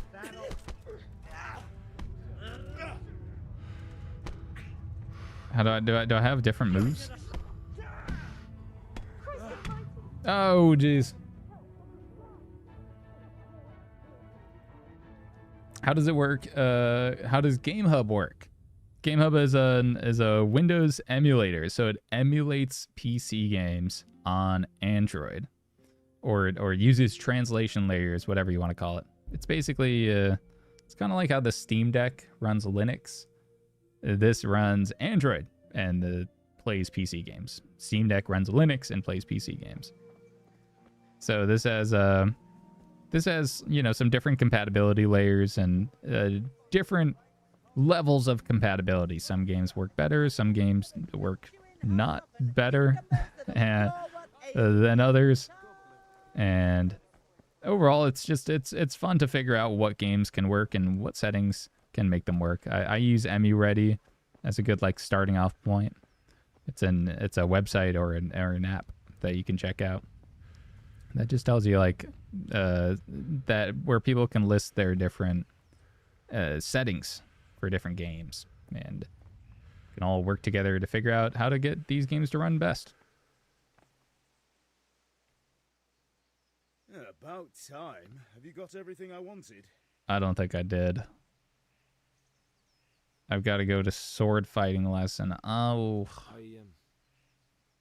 Actually, there's one thing I forgot. Just give me a moment. Alexander Pierce. Dude, hell yeah. You like the Metroid Fusion video? Thank you. That was a fun fashion project. I've always had a thing for Metroid Fusion. That's why I even made this. Got custom buttons made in a Metroid Fusion theme. So, yeah, it's a rad game. It's a really rad game. I've been playing a ton of randomizers on it, just experiencing the game in different ways. Super sick atmosphere, super fun game. I'm a Metroid head. I've been hooked. So yeah, I'm glad that you enjoyed that video. How is the compatibility of this processor of this device for PC games? It's very hit miss, and more miss than hit. So the compatibility is not entirely, it's not great, but it's not bad. And it's more compatible than other handhelds, just given how much performance it has, how much power is under the hood. All right, I don't know if I'm gonna end up finding the sword fighting joint. Just kind of wandering around aimlessly, just looking for doors to open. But yeah, that's Kingdom Come Deliverance. Fun game. It's definitely one of those immersive sim type games where you just gotta find your way, because there's not a whole lot. I'm in a private area. Well, they can't catch me if I'm not in game. Now, outside of Kingdom Come Deliverance, there's another game that is similar in some ways, but different in more ways. That game is Skyrim. However, when it comes to Skyrim, there's a particular bug that's a little weird. Let's check it out. I'll show you. I haven't changed any of the settings yet. I haven't tweaked it or any of that jazz. So I'm curious if it'll run with default settings, if it'll run well. We'll find out. But I want to show you guys a very specific problem that happens on every handheld that you try to run Skyrim on, at least in Gamehub.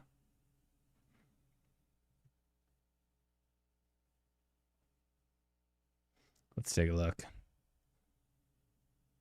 Alberto, one last question. For emulation between this and this Z Fold 7, I don't know what processor the Z Fold 7 has, so I can't say for sure.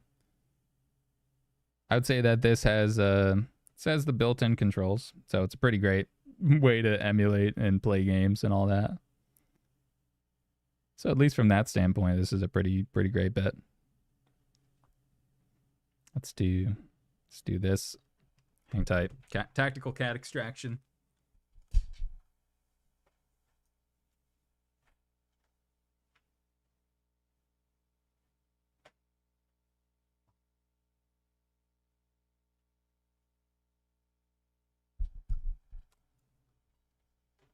All right.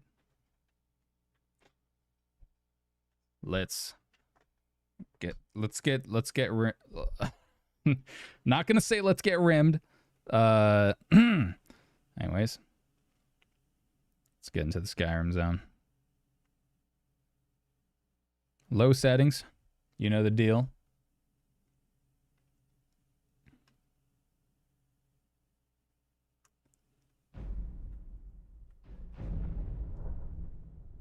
Skyrim is basically gonna be the Doom of our modern era. Just what things can run Skyrim. Getting Skyrim to run on pretty much everything, a smart fridge, whatever. Let's get into the mix. Sanctuary, some objects, whatever. Oh, we need to do a new game. You know what? I'm slacking. We gotta make a new game because to see the glitch, you have to experience it firsthand. I'll show you, and then we will solve it together in record time. I'll show you the problem, and I'll show you how to solve it. The Z Fold is Tocho. Z Fold is extremely fragile. She wouldn't want to use it for emulation. Rather good phone, and a dedicated device. I'm with you.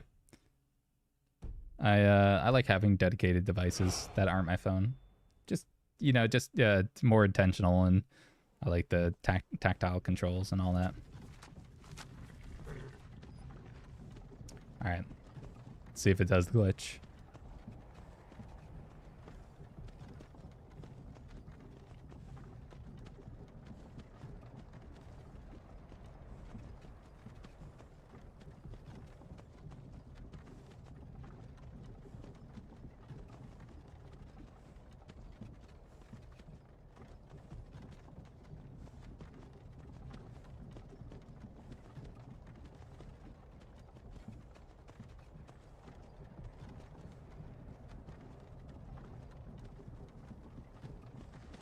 Hello?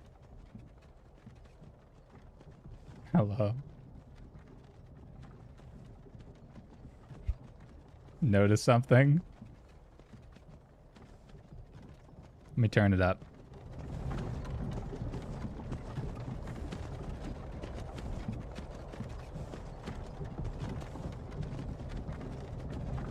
There's no voices. That's the glitch. So there's this weird problem where there's just no voices, and it happens in both Skyrim and Fallout 4. So the deal, that's the problem. What's the solution? Well, it's quite interesting. And we're gonna do it in record time. We're gonna close out of Skyrim. Let me give you the rundown. Let me pull it up on my tablet on the side here. I got the step-by-step. So we start by closing Gamehub. Turn down the volume. And then we go to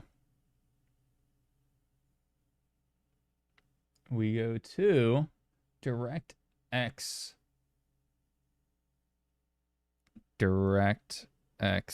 Microsoft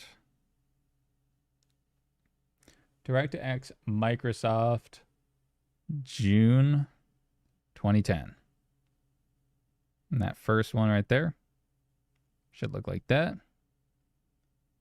You download this onto, wherever, SD card, sure. Now, I'm going to pull this off screen, make sure that all my things are spick and span. Okay. So, you'll have this download, DirectX June 2010. in your download folder. Actually, make sure you download it to your actual downloads folder, not your SD card. So now it's in your downloads folder. Go back here. Go to PC game settings, enter container desktop. We're speedrunning the glitch fix. Damn right. Go to my computer, D for download, and you'll see DirectX. Double tap. Click yes. Click browse. And then just do it in documents, downloads.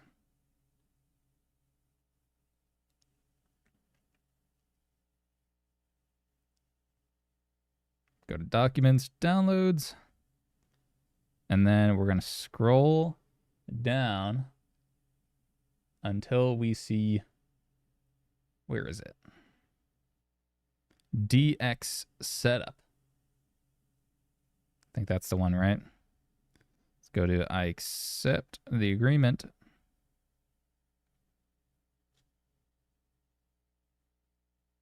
That's the one, right? Let me check it out. Yeah, it should be DX setup.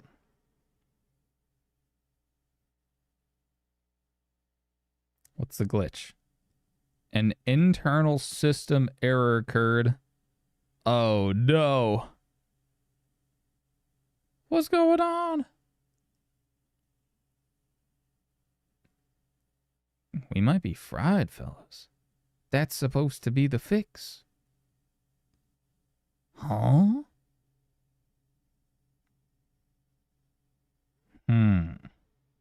You know what?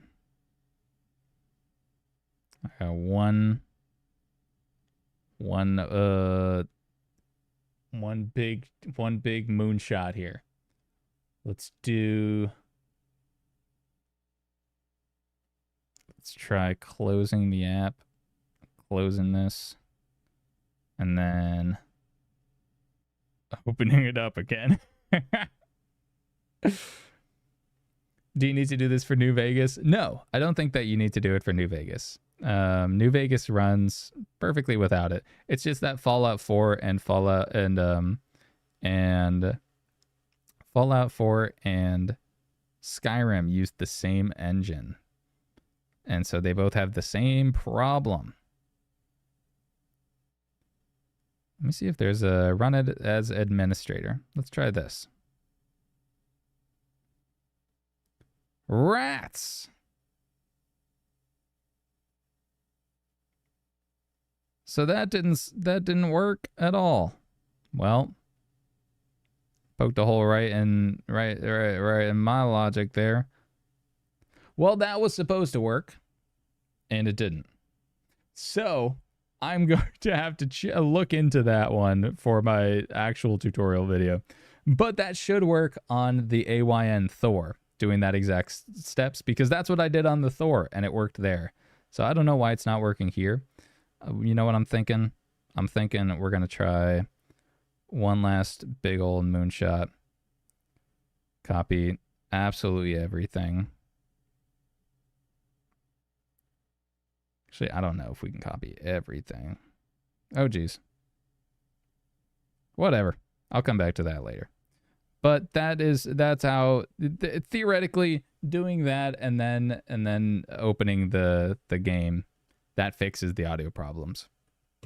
At least in the Thor. Major time loss on the speed run. I'm gonna go ahead and call that an incomplete. A DNF, did not finish on that speed run. Unlucky, GG. Let's launch Valheim. Let's check out a little Valheim. This one I know works because I was playing it. So as you can tell, a lot of games with the 8 Elite are very hit miss. Some of them work, and they work well. You know, 40, 50, 60 FPS.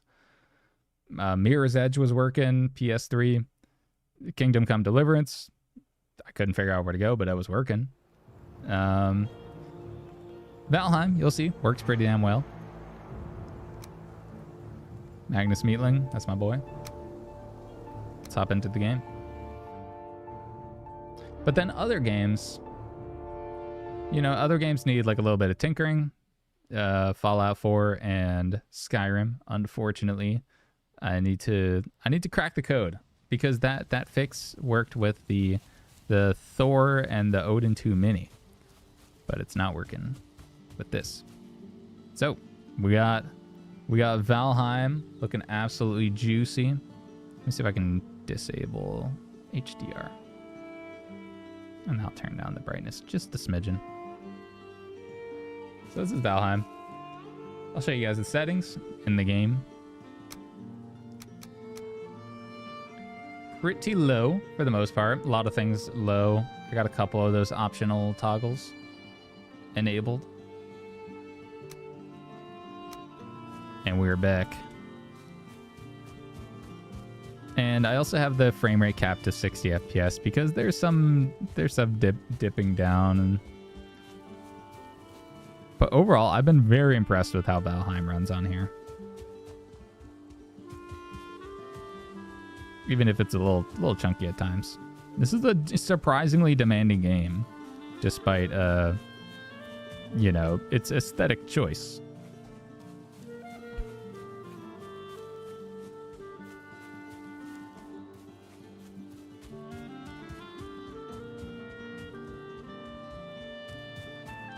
Let's get into a little squabble.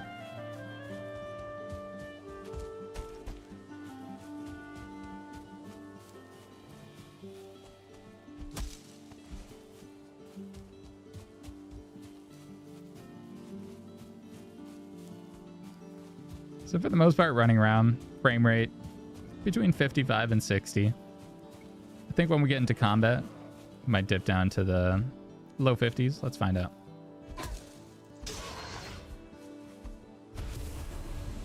I mean, that was a quick encounter. 59. Could be worse. Let's get to a more demanding area. Here we go. This should start to push it a little bit.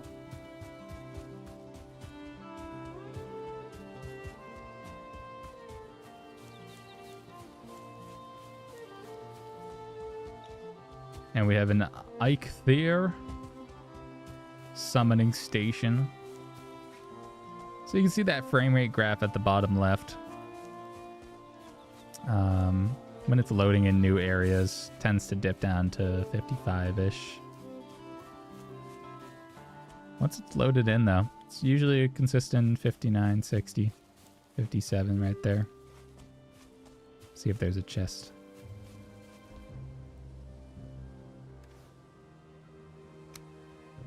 I'll take it.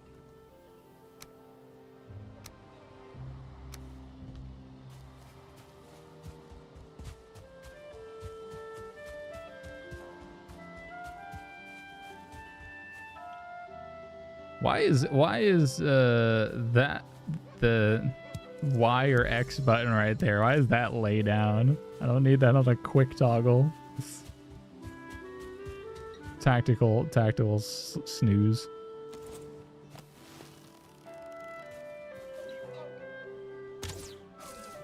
Oh, come on. No. Come on. Moonshot. Yeah.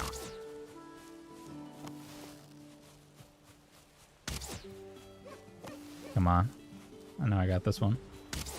Big money.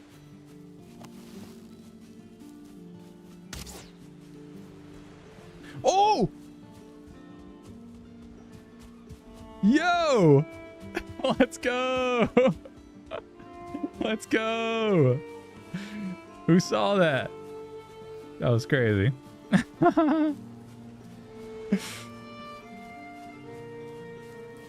That's how we do it. That's how a seasoned Valheim vet hunts his deer. Misses 5 shots and then shoots an absolute full court Hail Mary.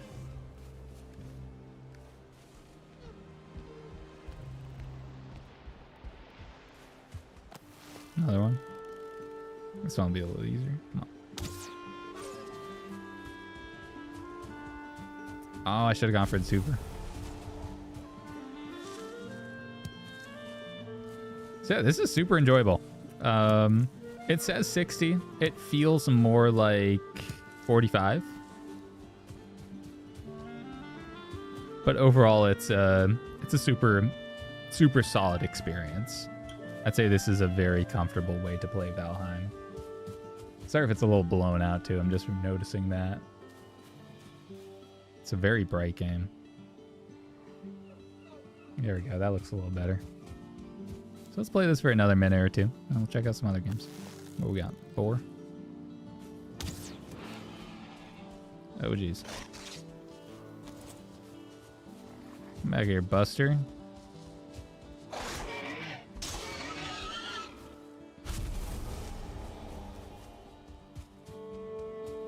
Oh, dear. Come on. What? No, that's crazy. Rats.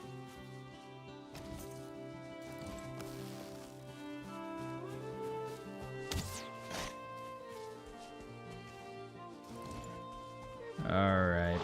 Alright, Mr. Boar. Take you out. Take you out. Nice. Oh, hello. Can I just smack you? Do.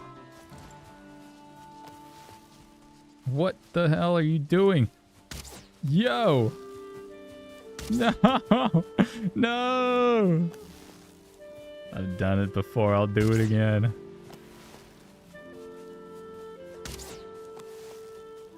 Ka-chow!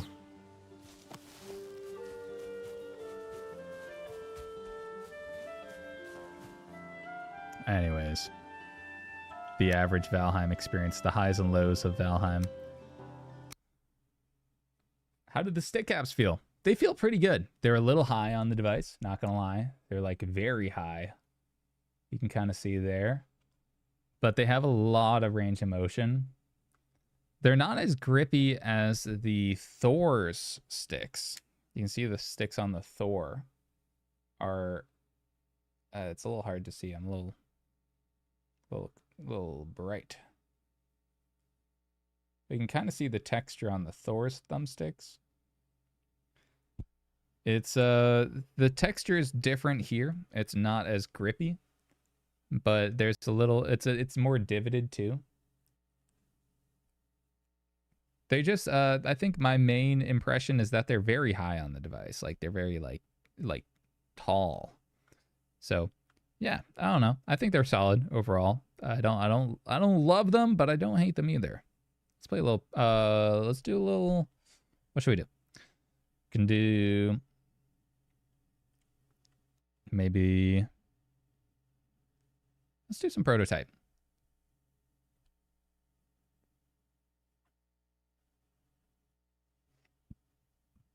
We'll do a little prototype, and then we'll do.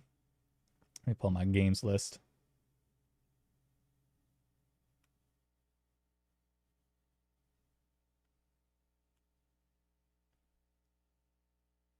Cyberpunk. One day, one day I got a feeling deep down that Cyberpunk will load into a level on here. Good night, my sweet vegan Pop-Tart. It's great hanging with you, dude.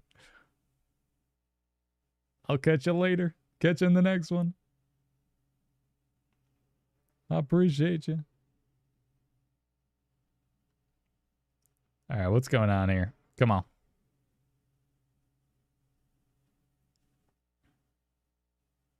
Let's try it again.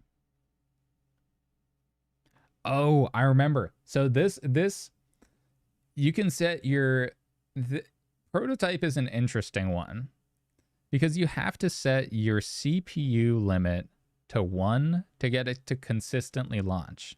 If you set it higher than that, you might get better performance, but it'll launch less consistently. So as you can see, black screen, no FPS. That's because I think I boosted my CPU limit. It's trying to fly closer to the sun. I boosted it to 2 cores. Check this out. It should work now. Now that we're at 1 core instead of 2. Let's take a look.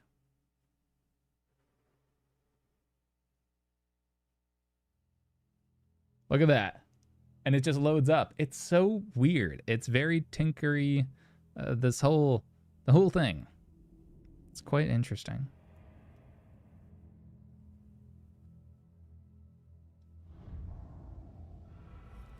Prototype mode. So I have a far back history with Prototype. I played it on the Xbox 360, and this was back when I had my old YouTube channel back in high school, and I used to keep my Xbox 360 on the side because that was the cool thing to do, would be to stand it up.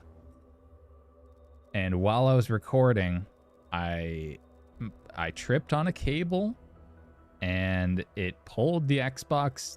It toppled the Xbox over and scratched my Prototype disc into oblivion. And then I used disc repair cream to repair the disc, because if you know, you know.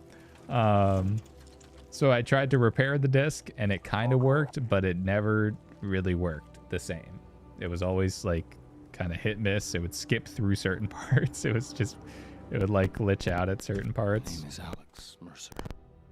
I'm the reason for all of this. They call me a killer, a monster, Alex Mercer, a terrorist. I'm all of these things. the ultimate anti-hero. So badass. I used to think this game was so badass too. Okay. Against a weird frame rate dippage. Oh!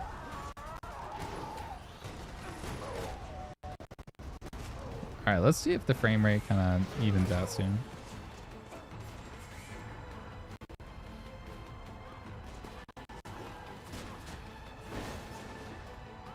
Damn, we're getting some chunkiness.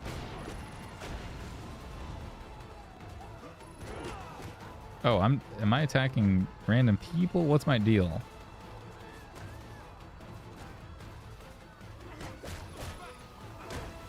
Are they infected? What is this game? So it seems like after the first, once it kind of loads in certain stuff, then it seems all right.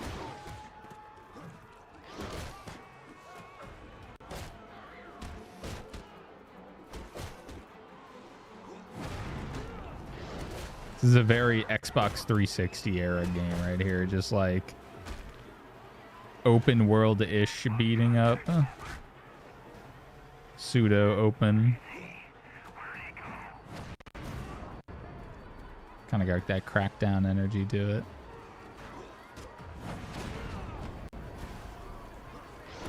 So I think a big thing that's limiting this performance is that CPU limit that we had to set.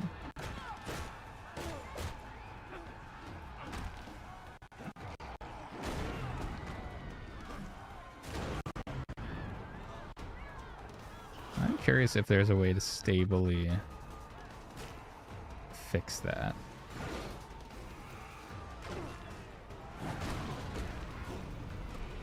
It's kind of like what if Spider-Man was badass, you know what I mean? Ka-chow.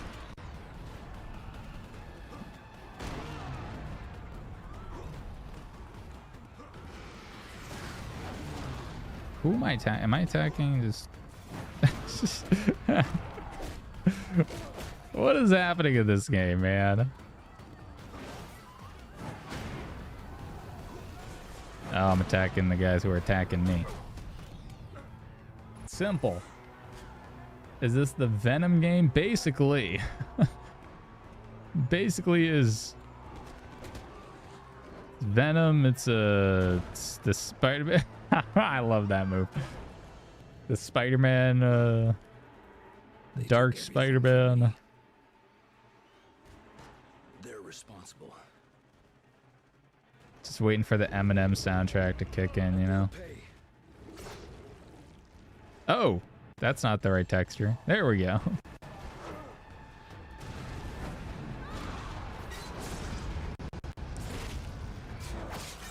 Bro, basically is they basically said F it. We're gonna put Wolverine and Venom and Spider-Man.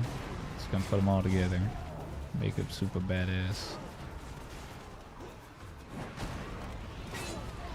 He's got claws and shit, so he's really cool.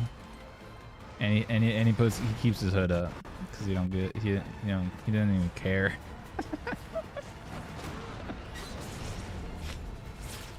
He's listening to his iPod shuffle through his through his headphones, through his hoodie.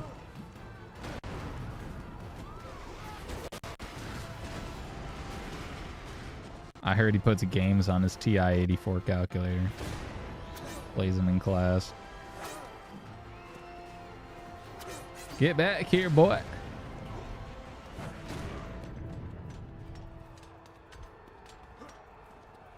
And then I'm on to the next one. Are they dropping nukes? What the shit?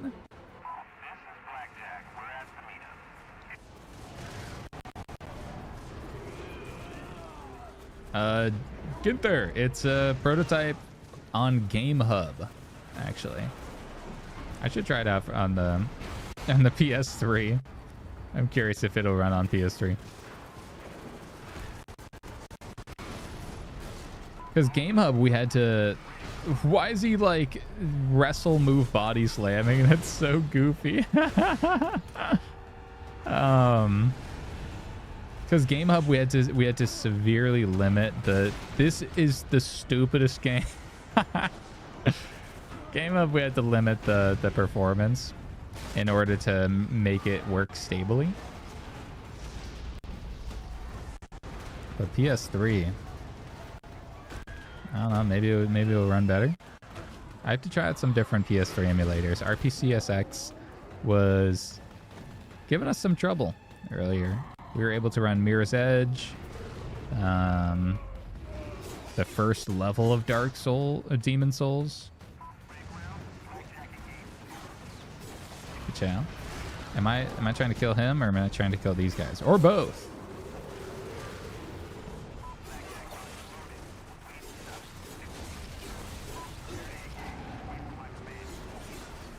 Where this game lacks in depth and story, it makes up for it in fun combat, not gonna lie.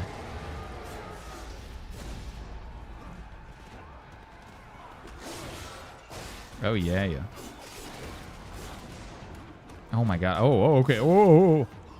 Getting beat down. Nope, not you. Okay.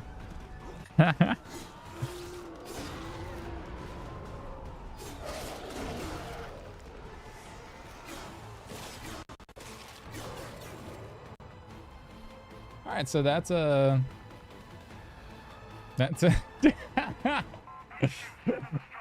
about it. Did they ever finish it? I don't think so. I don't think they did. They really just released a prototype. Huh. When you really think about it. It's almost like they released a prototype. That's crazy.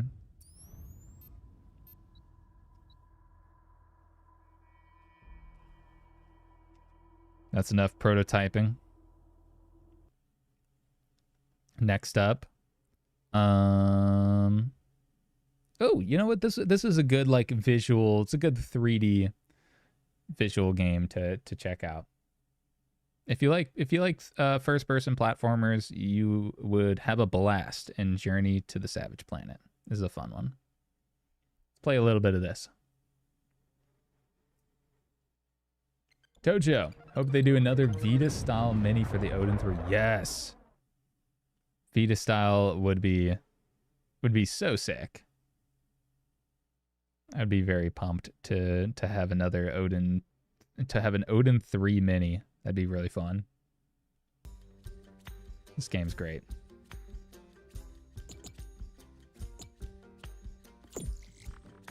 Looks great, plays great.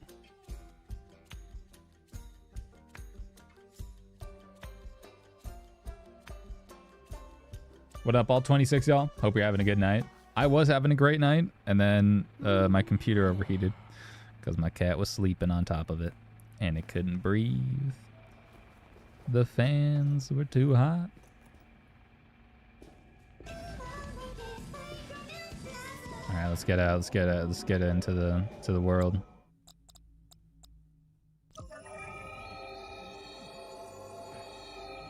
Ambient temperature 112 degrees. Biosigns nominal. So, this is Journey to the Savage Planet, running on Gamehub Lite PC game emulation. And it is a gorgeous and super fun game. Let me make sure I don't have HDR on. Oh, geez.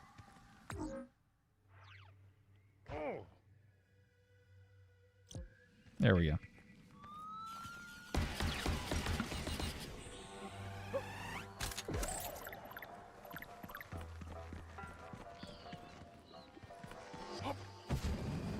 Basically a 3D platforming game, Metroidvania style-ish, but a little more chill than a lot of Metroidvanias.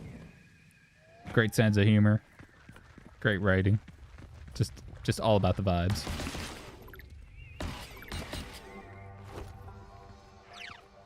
Whoa, dude, he like predicted mine. The AI.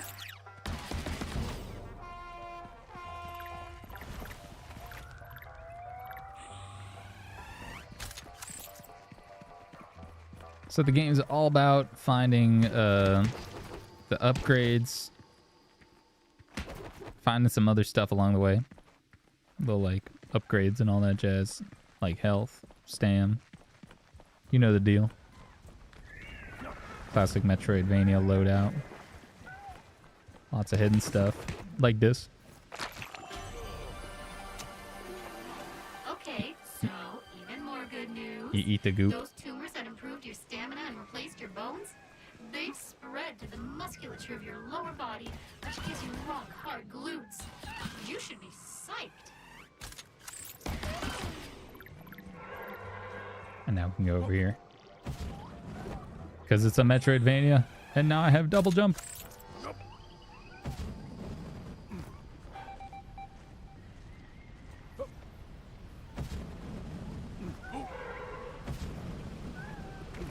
Check me out. Bow. Oh, geez. Whoops. All right. 1, 2, 3. Bow. Open sesame. There we go. Simple as that. I like these things. Feed another one. Making sure I didn't miss anything. It was boogie. See, this is what Prime 4 could have been. You know what I'm saying? This is the real Prime 4. Right here. When you really think about it, Prime 4 was the friends we made along the way.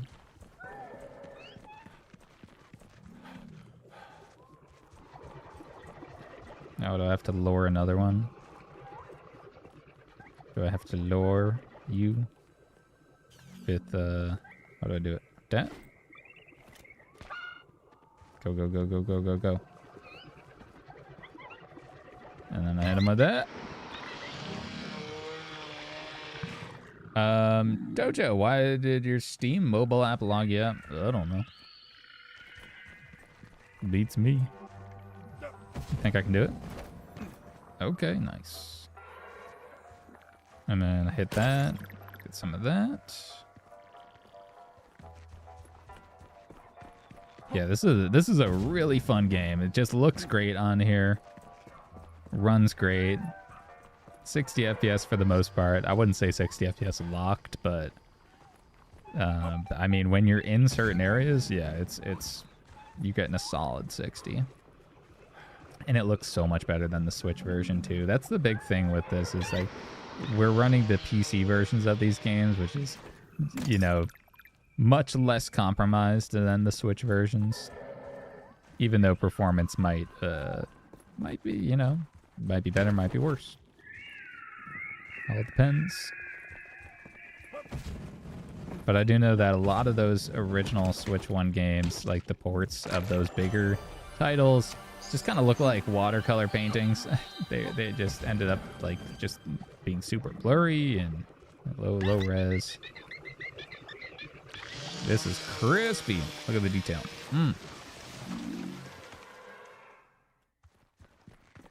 So this is Journey to the Savage Planet.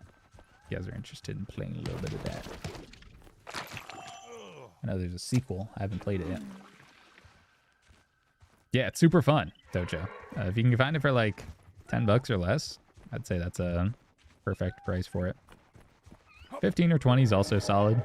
But like, man, if you can find it for 10, crispy.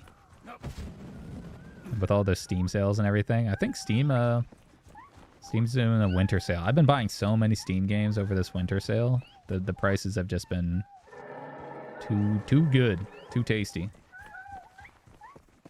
So I feel like this area is not where I need to be right now. So in classic Metroidvania style, we're just gonna go somewhere else. Oh! Oh, I thought I saved myself.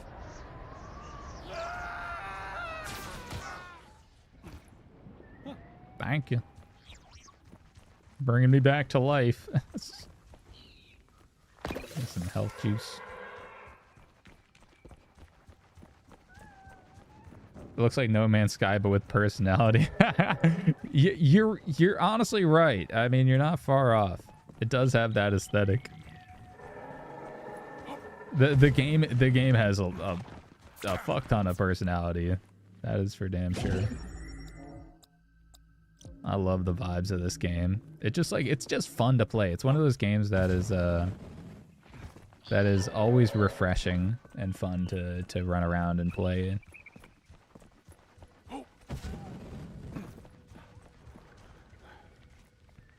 All right, I know this battle. This battle is a pain in the ass. What the hell? Yo! Why'd my target log just...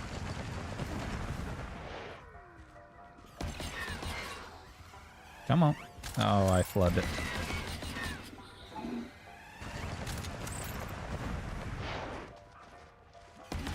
Yo, why is my targeting? Targeting is fried on this thing. Nope.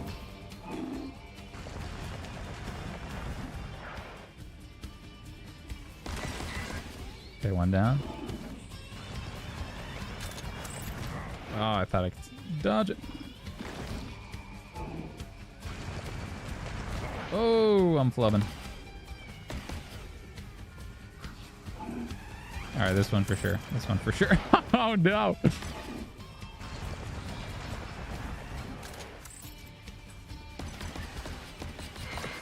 There we go. Easy clap. Easy fight. Oh, no. This is the twofer. This is the double boss. This one's painful. Alright. God damn it. Alright, I'm gonna need to dig into my bag of tricks here.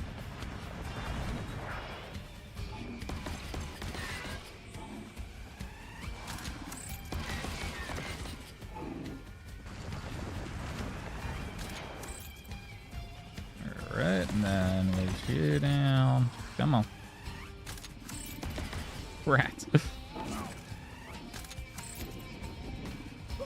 You can't catch me.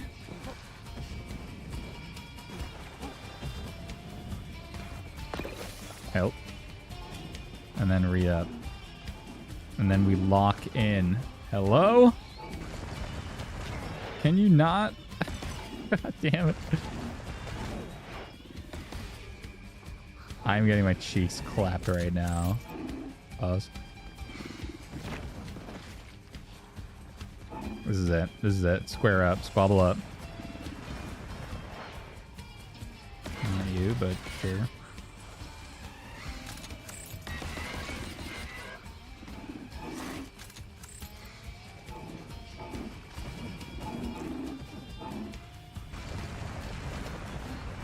I'm going nonverbal. Yo. No. I'm looking for help, dude. No, no, no.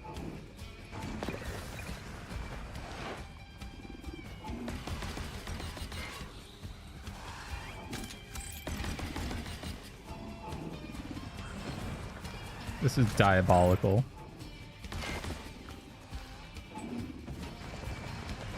No, he predicted it. Damn it.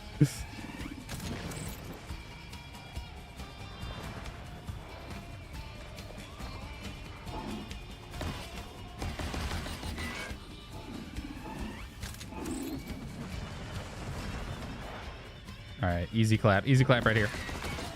One down.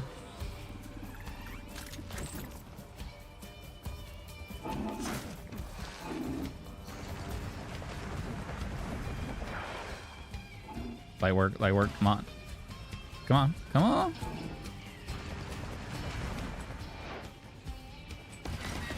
That's it. That's it. That's how we do it.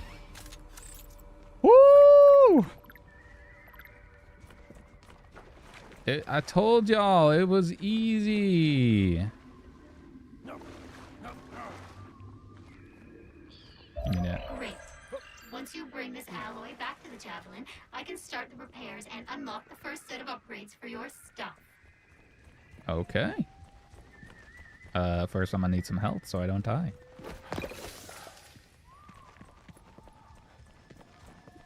Now let's head back to that teleporter before I, you know, actually die. Because these are in fact bombs made in a bomb factory.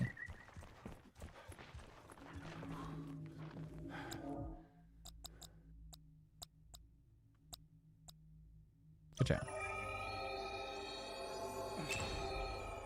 You can craft an upgrade if you wanna.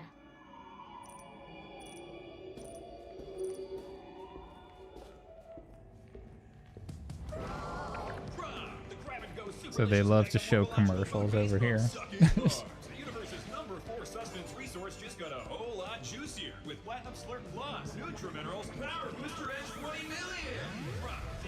So you can get your good brain rot, you know. Virtually unlimited number of foods and beverages in your mouth and straight into your stomach for maximum satisfaction with exemplary. Yeah, Tojo, you like the guy's voice? What it does? Yeah, I agree. It's a vibe. To complete my repairs on the Javelin, which will eventually allow you to leave this planet. Better still, this particular alloy seems He's to be just capable of crafting solid. many different upgrades. I have unlocked All several right, what do I new do? Supercharge blueprints in my 3D shot, printer. improve It's damage, like greatness over here. or advanced battery, shoot more, reload less. Oh, I think I need more capacity. I hate reloading. And then can we afford that? Yes, sir. Upgrade complete. And then I gotta grind for that. So that's No Man's Sky. Just kidding. It's this is Journey to the Savage Planet. Absolutely lovely game. Super fun, super chill. And that is also the end of our stream because there's plenty more work to do. I gotta mess around with some other games, get some more games optimized and all that jazz. I gotta figure out how to run Borderlands 2. I gotta fix audio on Skyrim and Fallout. You know what? Maybe we end up with a little bit of Halo Chief Master Chief Collection.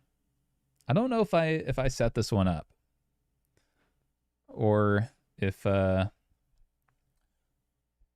just flying in raw. I think I did set this one up. Yeah. Okay, cool. So I'm comfortable running it. Cuz there's been a lot of duds in this stream, not going to lie. There's been a lot of games where we shot and missed. But I think this one will play a little bit Halo Reach. And get reached up. Let's get in the mix. Halo, a classic. You know it, you love it. Running this in Gamehub Lite 720p with super resolution. So it looks like 1080p. I got it at 3 because I felt like 5 was a little aggressive. A little too like over sharpened. But Halo just looks amazing on this display. Once it loads in some of the stuff, then we'll see where the frame rate's hovering at, and then maybe cap it if we need to. I do need some more ammunition though. That is one. We're under attack. I repeat, Mayday. Mayday, 3 Charlie 6. We are under attack by the Covenant. I got wounded. Cannot hold this position. We need to find those troopers now.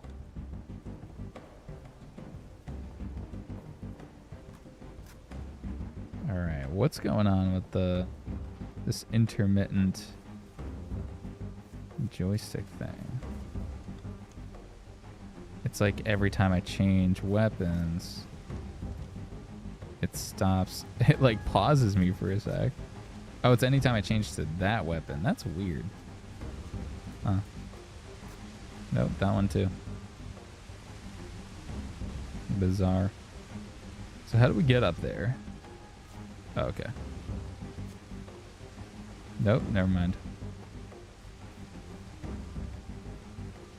Very strange. It's having this weird glitch where the joysticks are like intermittently not working when I... And now it's not doing it anymore. PC emulation, am I right?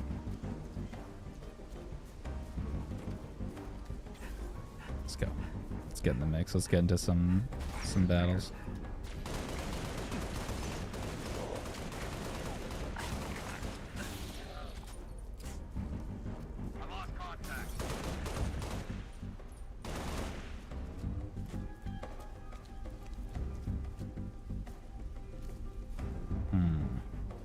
I'll use the rest of this, and then we'll switch around.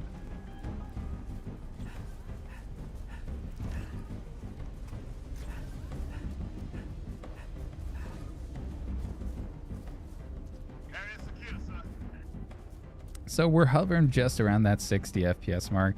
If I turn off the frame rate limit, we'll probably go up. I think that we do have it capped in-game at 60 as well. It was a little unstable when I set it to the unlimited frame rate. Keep mixing up my run.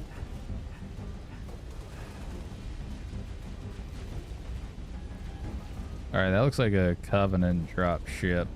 Not gonna lie. Looks like they're gonna drop that ship on us. From the back side.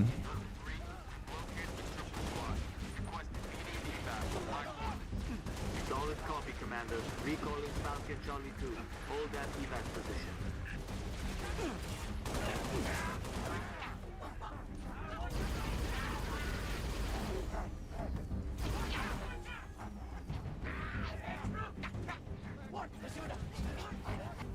That changed. I want change. There we go. Oh, brother, it's a plasma pistol. Give me something good. Yeah. Now we're talking. Needle rifle. It's the Covenant. We know, Corporal. Let's get you out of here. Is that a sniper? Be advised, we got hostile dropship inbound.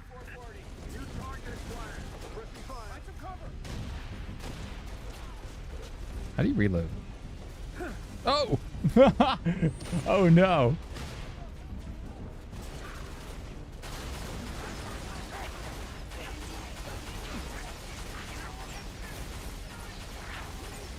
So this is running incredibly solid 60. Like, this is super playable. This is more than playable. This is very enjoyable. And except for the fact when I die.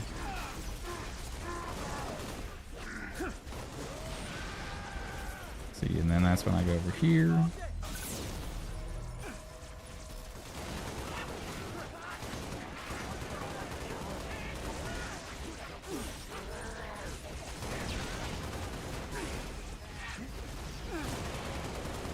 Yeah, I'm down bad right now. I'm play a little too risky.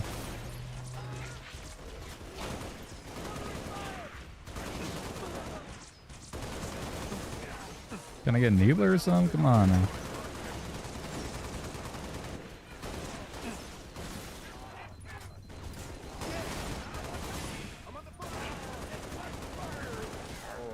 There we go.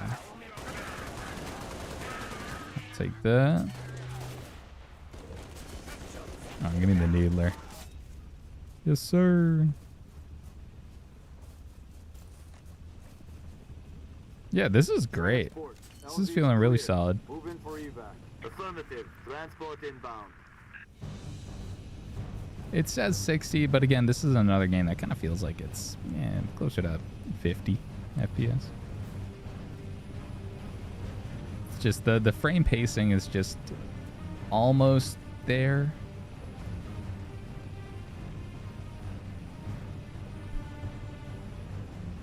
But it's super enjoyable, super solid.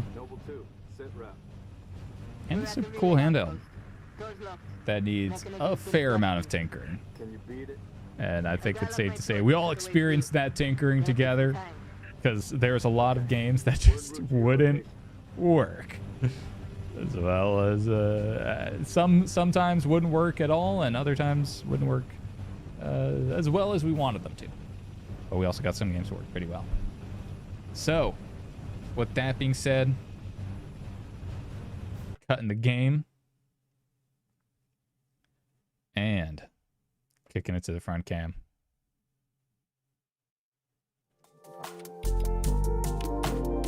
It's been a lovely evening. It's been a great time. Just exploring the Odin 3 and all of its offerings and all of its glory. This is such an interesting handheld because there's so much power to it. There's so much to figure out and to crack the code. And you can see the potential, but it needs a little more time. It needs a little more time to cook. So I'm excited to go. I'm excited to go to sleep. Toad Show. I'm gonna go to sleep. But I'm also excited for the turn of drivers to come out for this. Hopefully soon. We'll see. TBD. Heard rumblings in the street are a couple weeks before we start to get some driver support, and that will really bring it all together for the Odin 3. But until then, we'll keep trying to crack the DaVinci Code, and we'll probably stream on the Odin 3 a little bit more. Thank you all for hanging out. I appreciate y'all, and have a lovely evening or afternoon or morning or whatever time zone you're in. I'm Montotech, and I'll see you in the next one. Later.